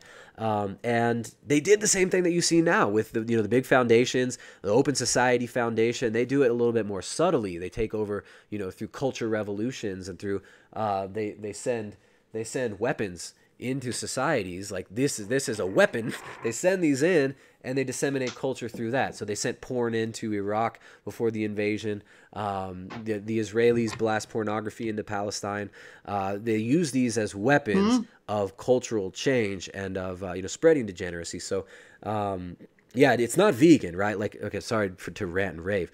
It's not vegan ultimately. The ideology is not, we're going to make the world vegan. It's, let's use veganism. Let's feed them the Soylent slop. Let's get them on this plant-based diet, which I believe is absolutely inferior in nutrition for most people, especially if our gut's messed up. Let's get them on the plant-based diet, and let's get them dependent. Let's disconnect them from the land. And it's about control of the resources. It's about control of resources. And the United States have done to the Middle East what the Inca did to the people in the valleys that you've just talked about, or the Egyptians did to people along the Nile Valley, right? So they've done the same thing throughout history. Yeah. And then when one empire seemingly crumbles, then it just sets up somewhere else. It's the same system. Yeah. But it isn't a vegan agenda. It is a power-based, resource-grabbing agenda, it's not a vegan agenda, just like it's not a pornography agenda. The agenda is not, pornography, but it's like these are weapons. Like, I think the vegan movement... But you're absolutely right when you say they want people disconnected from the land. They want people disconnected from their ancestors. They want people disconnected from reality. Yeah. But doesn't veganism push that too? Because we can't feed ourselves. They don't need to feed. Yeah, they don't need to feed people inferior food for people to eat inferior food, because that inferior food is McDonald's burgers. That inferior food is Nestle. Nestle are the biggest food company in the world. These are all plant-based. Most of their foods are plant-based. They don't want animal husbandry because people can raise their own animals. You can raise your own protein source in your own yard, but you can't raise a Beyond Burger. Yeah, but most of Nestle's foods contain animal But they're products. Mostly plant products. They might contain some milk. It's low grade. It's low grade, but a vegan wouldn't eat it. So if Nestle, if they want Nestle, why is Nestle pushing? Nestle, listen to this, right? If Nestle start taking their animal products out of their foods, then I'll believe you. Let me show you something. If Nestle go vegan, I will believe you. So you know the Eat Lancet Commission? You heard of this? All right. Yeah. Oh, yeah. The Fresh Committee is part of the Eat Lancet Commission, pushing on behalf of Gunhild Stordelin, who also what is that foundation? This pharmaceutical company foundation. All right, we'll have to pull up some stuff here. So Nestle is actually part of the Fresh Initiative, which is part of the Eat Lancet Foundation, pushing for global plant-based diet recommendations. They are pushing for it. This is what I'm saying. Tyson Foods is also pushing for it. Nestle's pushing for it. These same companies, they don't care about veganism. They're not making vegan foods because it's profitable, because the market demands it. They program the market demand. You program the market demand through devices, through television, through, you know, the little black boxes, the monoliths that we all worship at. Not we all, because I don't worship it, but it's like a lot of us do in our culture. That's the God, right? The television, the radio, what we're told by the media. They're pushing it. So let me find Fresh Eat Lancet. I've got screenshots on my Mac, but not on. So here's the Eat Lancet Commission, then Fresh Initiative, and I will share. Let's see, Firefox. Sorry, Michelle. If you have anything to say, just interrupt too, because I know we're having a conversation. It's really fun. I'm not trying to step all over. No, it's all right. I know what you're talking about. So I'll put this in front. All right. So there we go. Eat Lancet Commission on Food, Planet, Health. So we've got big foundations pushing this global agenda for a diet. They're trying to work with the UN. And who are the major sponsors? Who's involved in this? We've got Bayer McKenzie. We've got IKEA, Kellogg's, Syngenta, Sigma, Google. Where's Nestle? PepsiCo, Danone, IFF, Protix. Yeah. Where's Nestle? I thought Nestle was in here. So maybe, oh, there it is, Nestle. Nestle's in there too. Right in the middle, above Sone and below Danone, we've got Nestle. So we've got some of the biggest producers of these foods. We've got Google, who, if you ever make a search on meat in Google News, it's always going to be Beyond Burger advertisements from these big major media corporations. You're always going to see that as the top results. Or if you search meat, you're going to see fake meat alternatives and how great they are, how enlightening it is that we have fake meat. So, I mean, right here, you said if Nestle was involved in pushing this, they are. They're members of the World Project for the World Business Council of Sustainable Development. You know, sustainable development, you know what that word really means. I know what that means. It doesn't mean good for you and I. It doesn't mean healthy. It means junk. It means consolidated. It means junk, yeah. It means junk. But they're not going to allow the entirety of their products to become entirely vegan. They might want people to move over to plant-based diets because it's cheap for them to produce, but they're not going to let go of that animal produce. Yeah, they're not stupid. They're not stupid. They know that everyone will. Well, because they know everyone will die also, because you can't live without animal food, right? But they're not that dumb. So it's not vegan then. If you're saying that they know people are not going to survive without animal food, you know what I'm saying? Then you're throwing on the vegan agenda. It's a junk. Listen, it's a junk exactly, food which agenda. is what veganism is. You can't do veganism without eating the junk food. Most people are going to eat junk food. Look at Joey Carbstrong. Joey Carbstrong says McDonald's is vegan because they have McDonald's apple pies are vegan. This is how dumb these activists are. They will promote McDonald's if it fits their ideology. And I know you're smarter than that. Right. How to get people sick, fat, lazy, and on antidepressants, junk food, right? To feed big pharma. Junk food. No. What you need the refined sugars and the refined carbs, but you also need processed meat. Those are the three. You know how many fat vegans and vegetarians there are that eat no meat? You don't need processed meat. Right. You listen.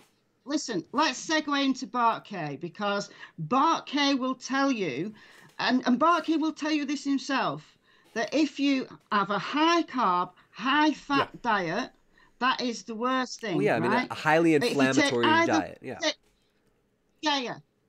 So if you take either one of those out, then your health is better. Right? So if you are high carb, low fat, you are better, generally speaking, than someone who's on high carb, high fat. Well, I mean, high carb, high fat, if it's hypocaloric, right? I mean, if it's super high calorie. But I don't think there's anything wrong with. I don't think there's anything wrong with like a 30-40-40 split. 40% carbs, 40% fat, 40% protein. No. Yeah, but it's the type. It's the type of carb and the type of fat. So if you have someone on high sugar, white bread and McDonald's burgers, right, which is fried in refined oil, it's the worst of the worst of the worst diet. That type of diet, it doesn't matter, they might be in a calorie maintenance place, but they live in a sedentary lifestyle. They're having a high stress because they're working 10 hours a day at a job that they hate. Those are the people that are going to be sick, on pills, on medications, Sorry. and ready to do everything that their boss wants them to do. So for the global elite, it doesn't pay. Yes, push the vegans, because that's another way to make people sick if they're living on nothing but Beyond Burgers. But keep McDonald's with its processed meats, because that's another way to get them. So I agree with everything you're saying, apart from, I'm not saying it is never going to be that they want the working classes or the masses to live on a wholly then why does the plant-based UN diet, tell them because to? Why does the takes out- UN, why are these big foundations because pushing us to? Of course they don't believe it'll happen. They want to push you in that direction, mostly plant-based. no. It's one way to create dissent. It's one way to create dissent, because if you have the healthy people, right, and the UN telling you to do something, but then you have McDonald's and Burger King and KFC and Domino's all there in a line in your shopping mall, and you say, I don't care what the UN says, I'm going to have my burgers, I'm going to have my pizza. So they're splitting people. They're splitting people on vegan versus non-people, male versus female, gay versus straight, Muslim versus Christian. They're splitting everybody up. You don't have to split everybody. So people naturally split up into tribes anyways. I know. They're allowing it. They're creating more, right? They figure it out through language, through imagery. People are tribal. Human beings are tribal, yeah? Human beings. You can direct these tribes if you know how to lead them on with breadcrumbs, you know how people are motivated, you can lead them along. Yeah. So it's like through media, through celebrities, through people like Beyonce and Jay-Z telling everyone to go plant-based vegan. They're going to give free concert tickets to somebody for life if they go vegan. The news talking about how, oh, this little girl wrote a letter to the Pope telling everyone to go vegan. They put that all over the news. They're not doing this because this is part of you're not. I don't think you're seeing what I'm saying. You're strawmanning what I'm saying. I'm not saying that everybody's going to be full on vegan. I'm saying that the vegan movement in general is just another one of these little cults that gets used, that is created by these same big foundations, these same think tanks that have been planning other aspects of society, and it's part of a long-term plan. It is. It's part of a long-term plan. Part of that is degenerating people through a bad diet. Also through bad diet, through dysgenetics. Right. So you can encourage people to buy the Beyond Burger, which is massively more expensive than just your average McDonald's burger. But if somebody is stupid enough to pay it, then let them pay it. Let them be vegan. But as we, we can go full circle and say, well, those people who try veganism, the majority of them, what is it, something like 85% of people who try veganism don't stick with it. They fall off the wagon. So if these global elites are pushing a vegan agenda, quite frankly, they're not doing very well. What I'm saying? They're pushing a vegan. They don't believe in a vegan agenda. They know that it's impossible. It's just like they're not like these people are not also. They push this whole trans thing, but it's not like they believe that this is great. They push these things for specific reasons, and they believe that they will have specific results. So it's not like the elite wants everyone to go 100% vegan. It doesn't matter. They know animal foods will never be completely done away with. That's why they have lab-grown meat. They want you to believe that meat is unethical, that it's unsustainable, and we can grow lab-grown meat, and we'll feed you from lab meat. 1929, lab-grown meat, plant-based cellulose diet.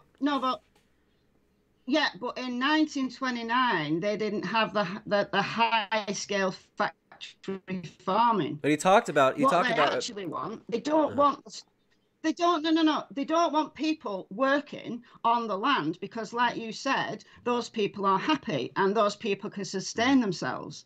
And you can't control people who are happy and who are self-sustaining. So they want people off the lands into the cities, and they want to supply from their factory farms. They want to supply the meat, which is low grade, which is grain fed, which is highly inflammatory, No, but which is easy even the to factory feed to farm meat, people. it's actually better So than these vegan foods. That's the thing. Look, the lowest grade meat is you still are better right. than the Beyond Burger. Mhm. The Costco meat, that's it's only The Beyond Burger, yeah, the Beyond they want Burger to is feed people dreadful. lab grown meat ultimately. That's what they're talking about. The fake meat. They want lab grown meat and they want Beyond Burgers. And if anybody's going to say that those are better than people having their own cows or goats or sheep, which most of the world, It's not better. and It's I not know you better. agree. I don't agree with people who say that That's is why I like better. you. That's why I like you so Look, much. You're realistic about some of these things. because I live next to farmland, so I know how crops are produced. I know how animals that are grass fed for at least part of Yeah. the year, how they are farmed, right? But what I wholly disagree with is factory Okay. farming, right? Down the road from me, I can Yeah, get the raw factory milk. farm I thing know sucks, that's but you do banned in realize that the some factory places. farming, it's not like in the US, the factory feedlot stuff.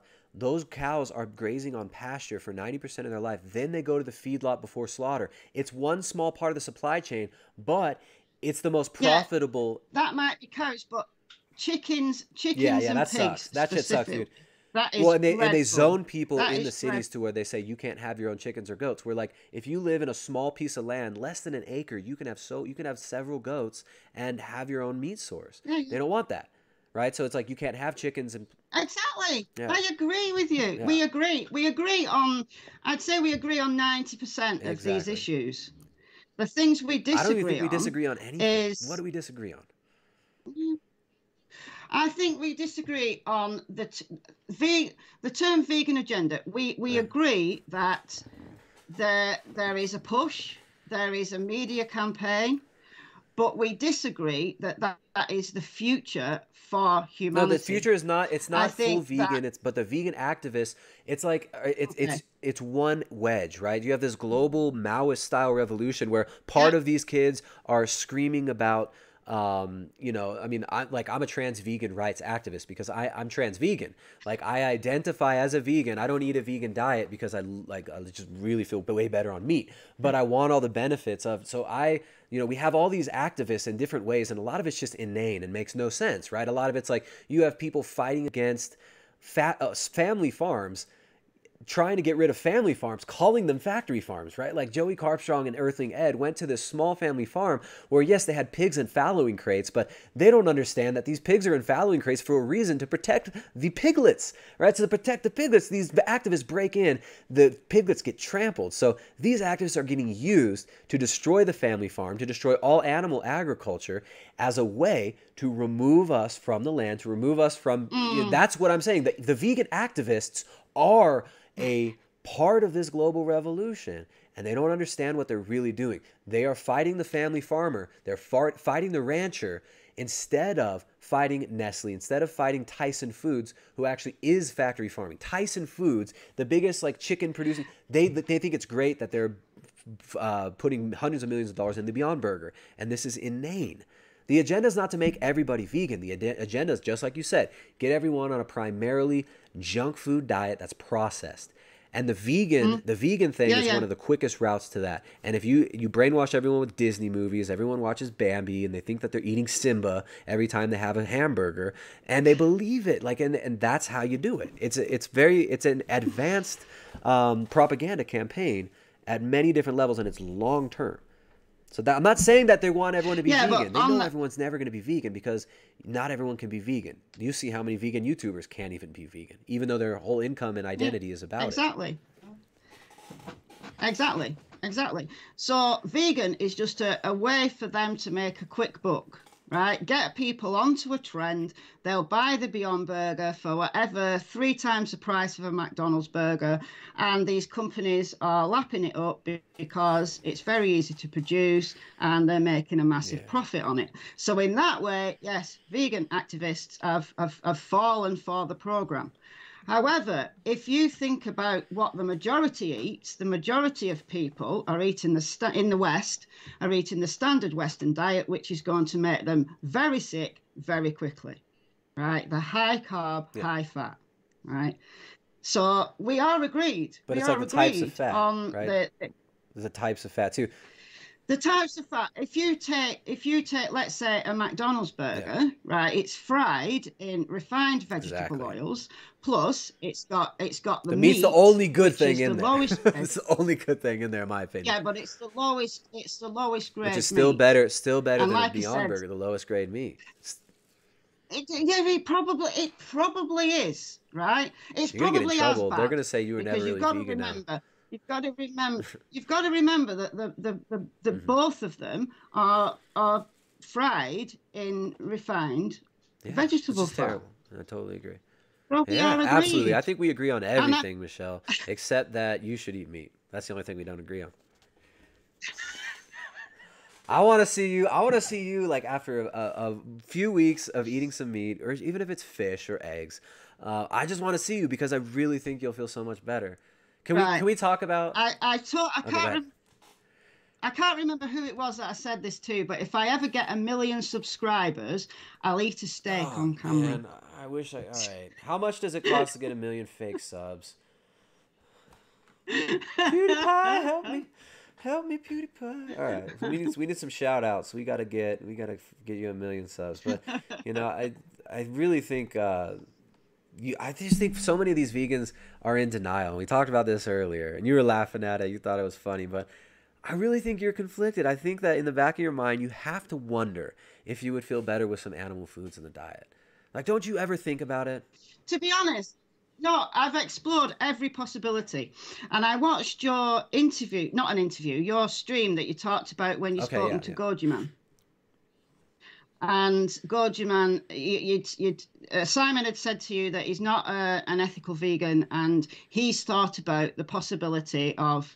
He said if he believed if it was good for his health, he would do it. And it's like, well, how do you know? How do you not know? Or how do you know if you never try? So that's the same argument that you're absolutely. It's like, why not try? How do you know? And you say you do know. You say you do know, but like, I don't know, Michelle. Egg sandwiches. You said egg sandwiches and processed meat. I have not eaten meat or fish since I was 11 years old.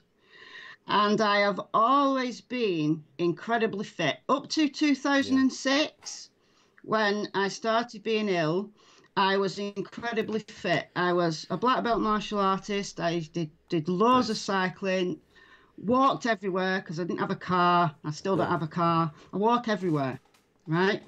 So that level of sustained fitness I did on a vegetarian, mainly vegetarian, but for 4.5 of those years I was vegan. And I was as fitter than any one of my friends. Yeah. Right? Without even trying, really. I was just doing what I enjoyed. Never had a gym membership in my life. Apart from martial arts, which I wanted to do because I wanted to fight. It wasn't for fitness, it was because I enjoyed fighting.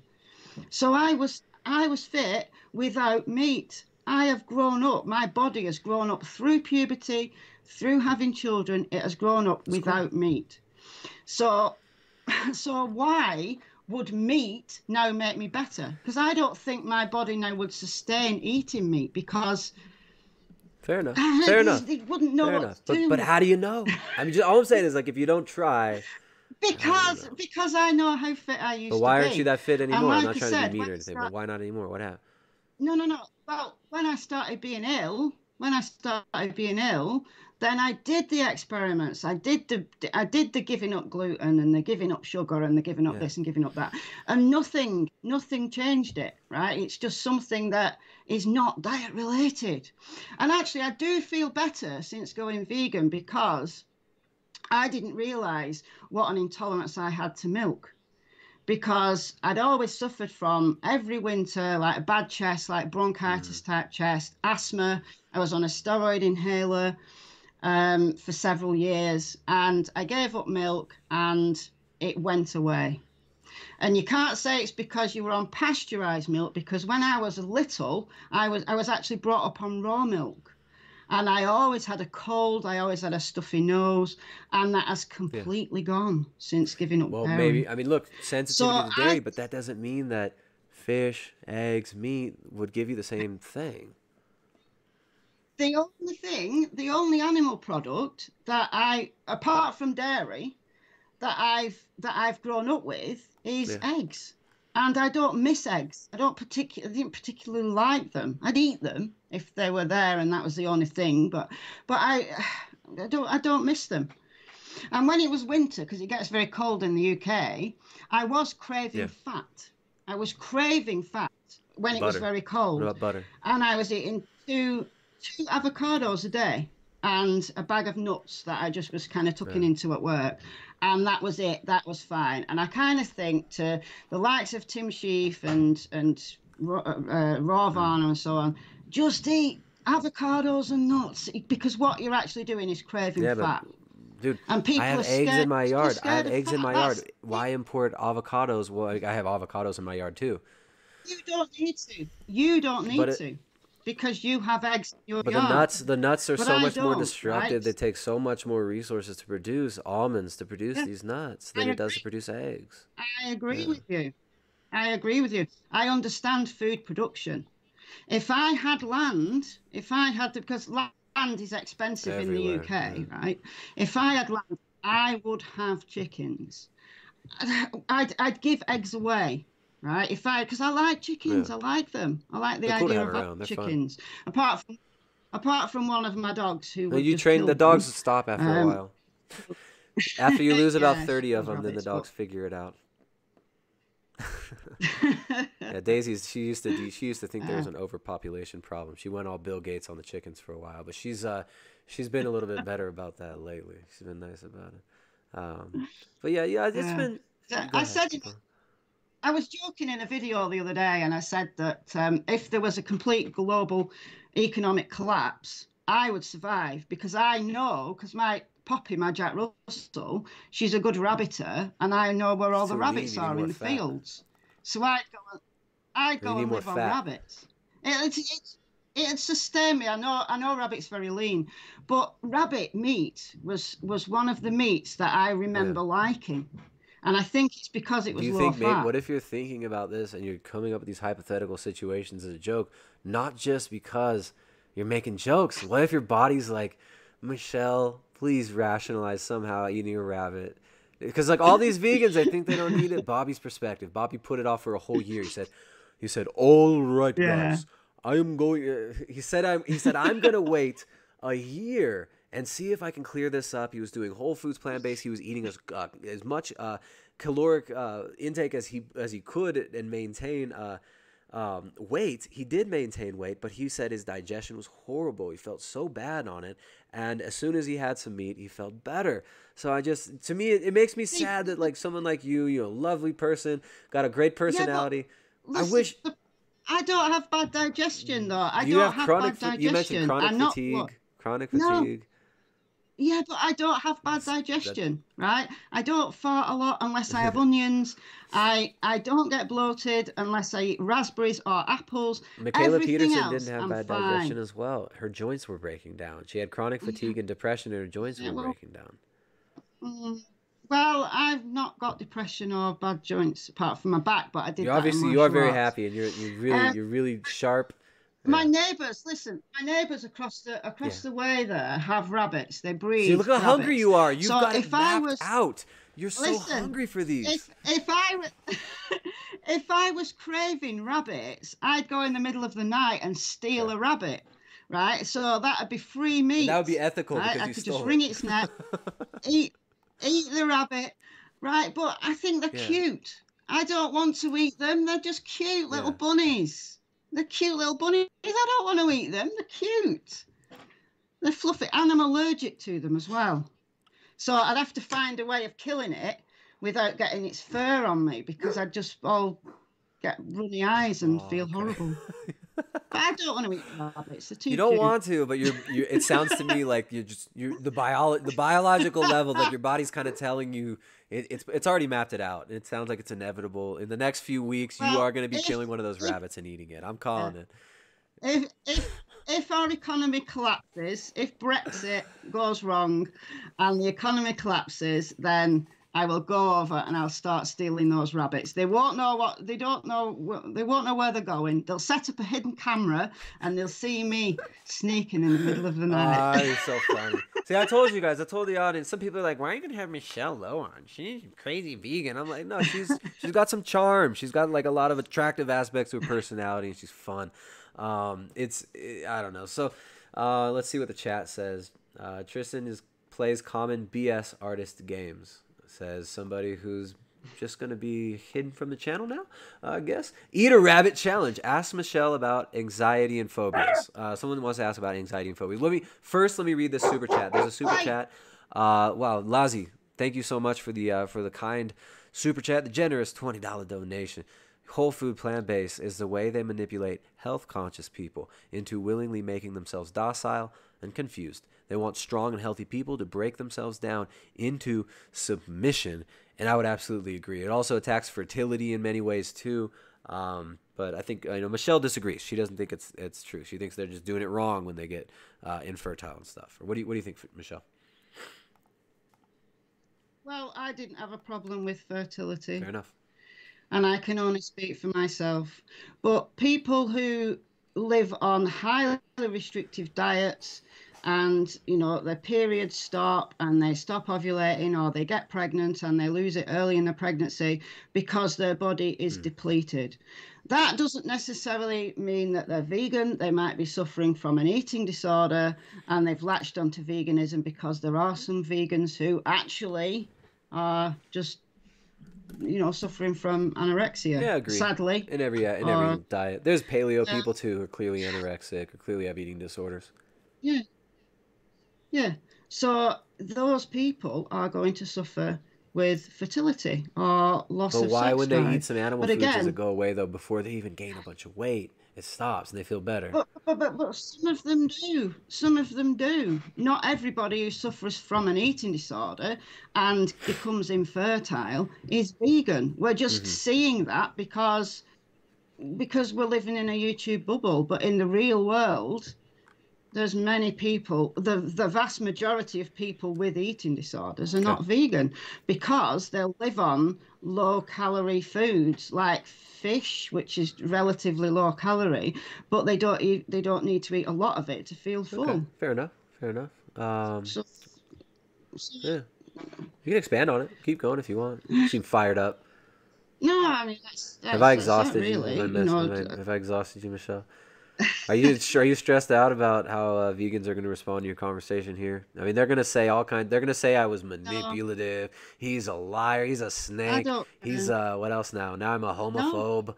All these things. I think we agree. I think we agree on the state of the geopolitical arena. I think we agree. We agree on. We're really arguing. We want people to be healthy, right? I mean, I want everyone to be healthy, regardless of what diet they're on. If you can be healthy on a vegan diet, fine. Every vegan I've known has left veganism, and they're not all eating disordered people. They're not all crazy. The vast majority of people leave veganism because then they've been encouraged into it by a celebrity who's tried it. So when I went vegan when I was 16 years old, I did it because I didn't like the idea of eating animals. And I realized that actually when you drink milk, you're killing a calf. I didn't know that. When you drink milk, you're not killing a calf. Well, you are, not in your world, you're not. Because if you have a cow that has a calf and you're just taking some milk from it, it's just producing a little bit more. But that's the same. It's the same in the bigger perspective too. All these animals are going to die, and if we just let them free, they'll get killed by predators quicker and in a more brutal way too. Well, no, because if you're breeding animals just for factory farming, then they shouldn't But exist no in the cow, the first cows place. don't, the cows aren't raised in a factory. This is the thing about these factory farming straw man. Those cattle are on grass. They're grazing for 90% of their life. Then before slaughter, they're fattened up for less than 10% of their life on grain. That's what I'm saying. Uh, no, no, no. There's proposals into my local council, and it is Yeah. going to be passed for a robotic dairy farm that will be about 4 to 5 miles away from my house, where 600 cows will be housed in a barn, fully 365 every day of the year, 600 cows in a big barn, and they're going to Uh-huh. be milked Yeah, but robotically. they're Now not fed in their that 365. is They're not indoors. You utopian can't raise them future. indoors away from the sun. 365. They No, still no, have no, to have they're going grass. to They be can't have because grain. They can't be fed no, grain their whole no, no, life. no, They they're have to not. have grass. No, honestly, right? I know one of the local councillors. Right, this is what's going to happen because the land that's been allocated to it could not possibly allow 600 cows to graze. That's what I'm saying. They can't stay alive So on all that's the grain, and farmers future. know this. Once you feed them a certain amount of grain, they start getting sick. So they know how much they can feed them for how long. Well, I don't know what they're going to feed them on then, but they are going to live 600 cows in a small It's to fatten them up proximity before slaughter. are going to live there. They pasture somewhere else, and then near the end of Well, their life cycle, they bring them there. That's what I'm saying is what. no, no, no. These are dairy cows. These are not beef cows. These are Mm. dairy cows. We'll Interesting. wait Well, and see. Apparently, I love information on that because I think that's 5% of I think dairy it's farms. ridiculous. That's so absurd, It's and I horrible. definitely agree that It it's is shitty. horrible. But at the same time, it's also I think that to use that to say that we shouldn't have any milk, we shouldn't have any meat. I think it's No, ridiculous. no. Yeah, I'm I not know. I know saying you're that. not. I'm saying the I'm not greater saying that. movement, right? I'm talking Saying to. that. There's a lot of the audience that believes that. It's the factory farming that I don't want to take away people's livelihoods who've got small farms who are looking after their You're not animals. doing a I good don't want job to at take being a that away vegan from straw people. man. You know, we're trying to be the. I'm kidding. I don't Well, want a straw man. I love I this. I love disagree. that you feel this way. You're At passionate. factory Yeah. farms, it is factory We all farming hate that I that. can't We stand. all don't like And it. unfortunately,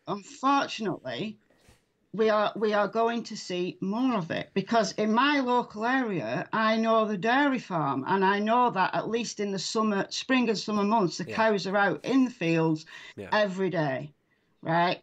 And yes, there are elements of it that I don't like, but at the same time, that is a whole lot better than having 600 of them in a barn. Mm. So, but cows have it better, as I said before. Cows have it better generally than do But also, chickens I think or people are pigs anthropomorphizing when it chickens. comes to Look, factory farm. chickens are they're so dumb. Chickens are so dumb, and it's like for people to anthropomorphize chickens. You look, I'm not gonna go torture a chicken. I'm not like a sick fuck or something like that. But it's like these chickens. I have chickens, and they're not intelligent. I have no emotional attachment to them. Some of them are kind of cool, like they look kind of pretty, and they're prettier than other ones.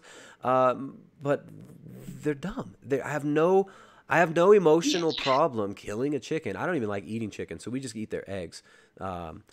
But I think people are anthropomorphizing these animals and making it seem like it's so bad. You're like, oh, those poor chickens.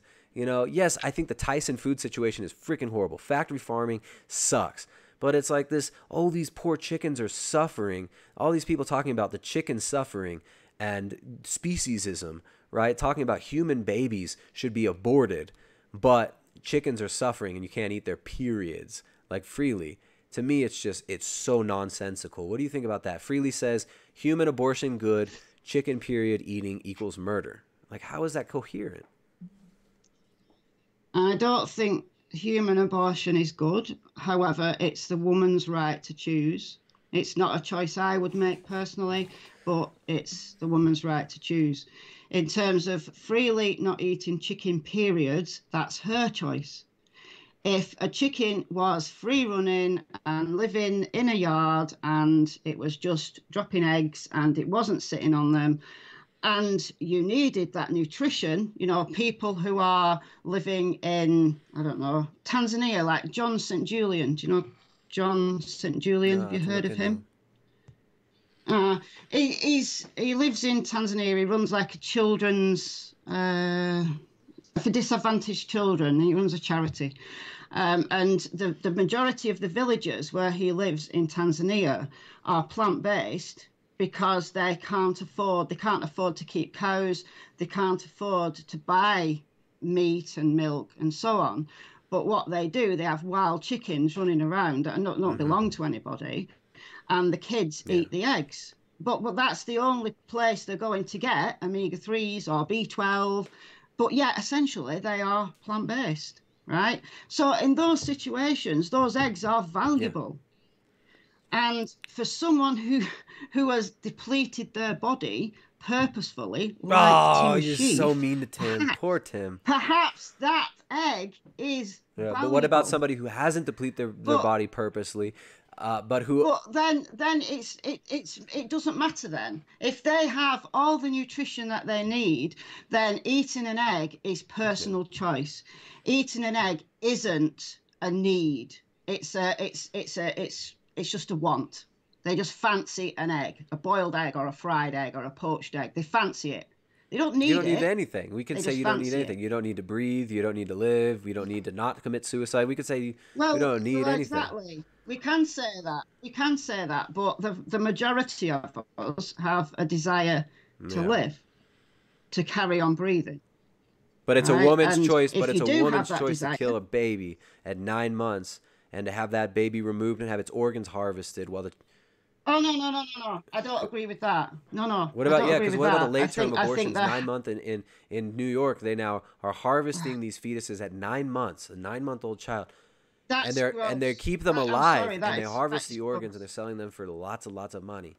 I mean, none of these vegan activists talk about this. Why don't they care? Why don't they care about this? They don't talk about this in the vegan activism community. No. I didn't know about that. I didn't know that was a thing.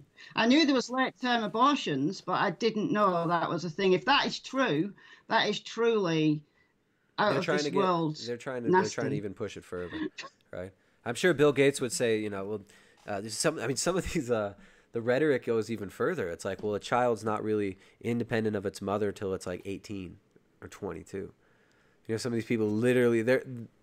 What well, yeah, I mean, it's like it's still the mother's choice after 5 years that the child's born because it's dependent on the mother. It's just a parasite. People literally think this way, right?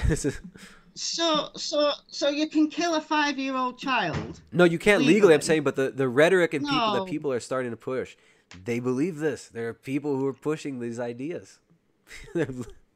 Oh well, I haven't come across those kind of people, but if I ever do, then I'm sorry. Well, it's like, where do you draw the line?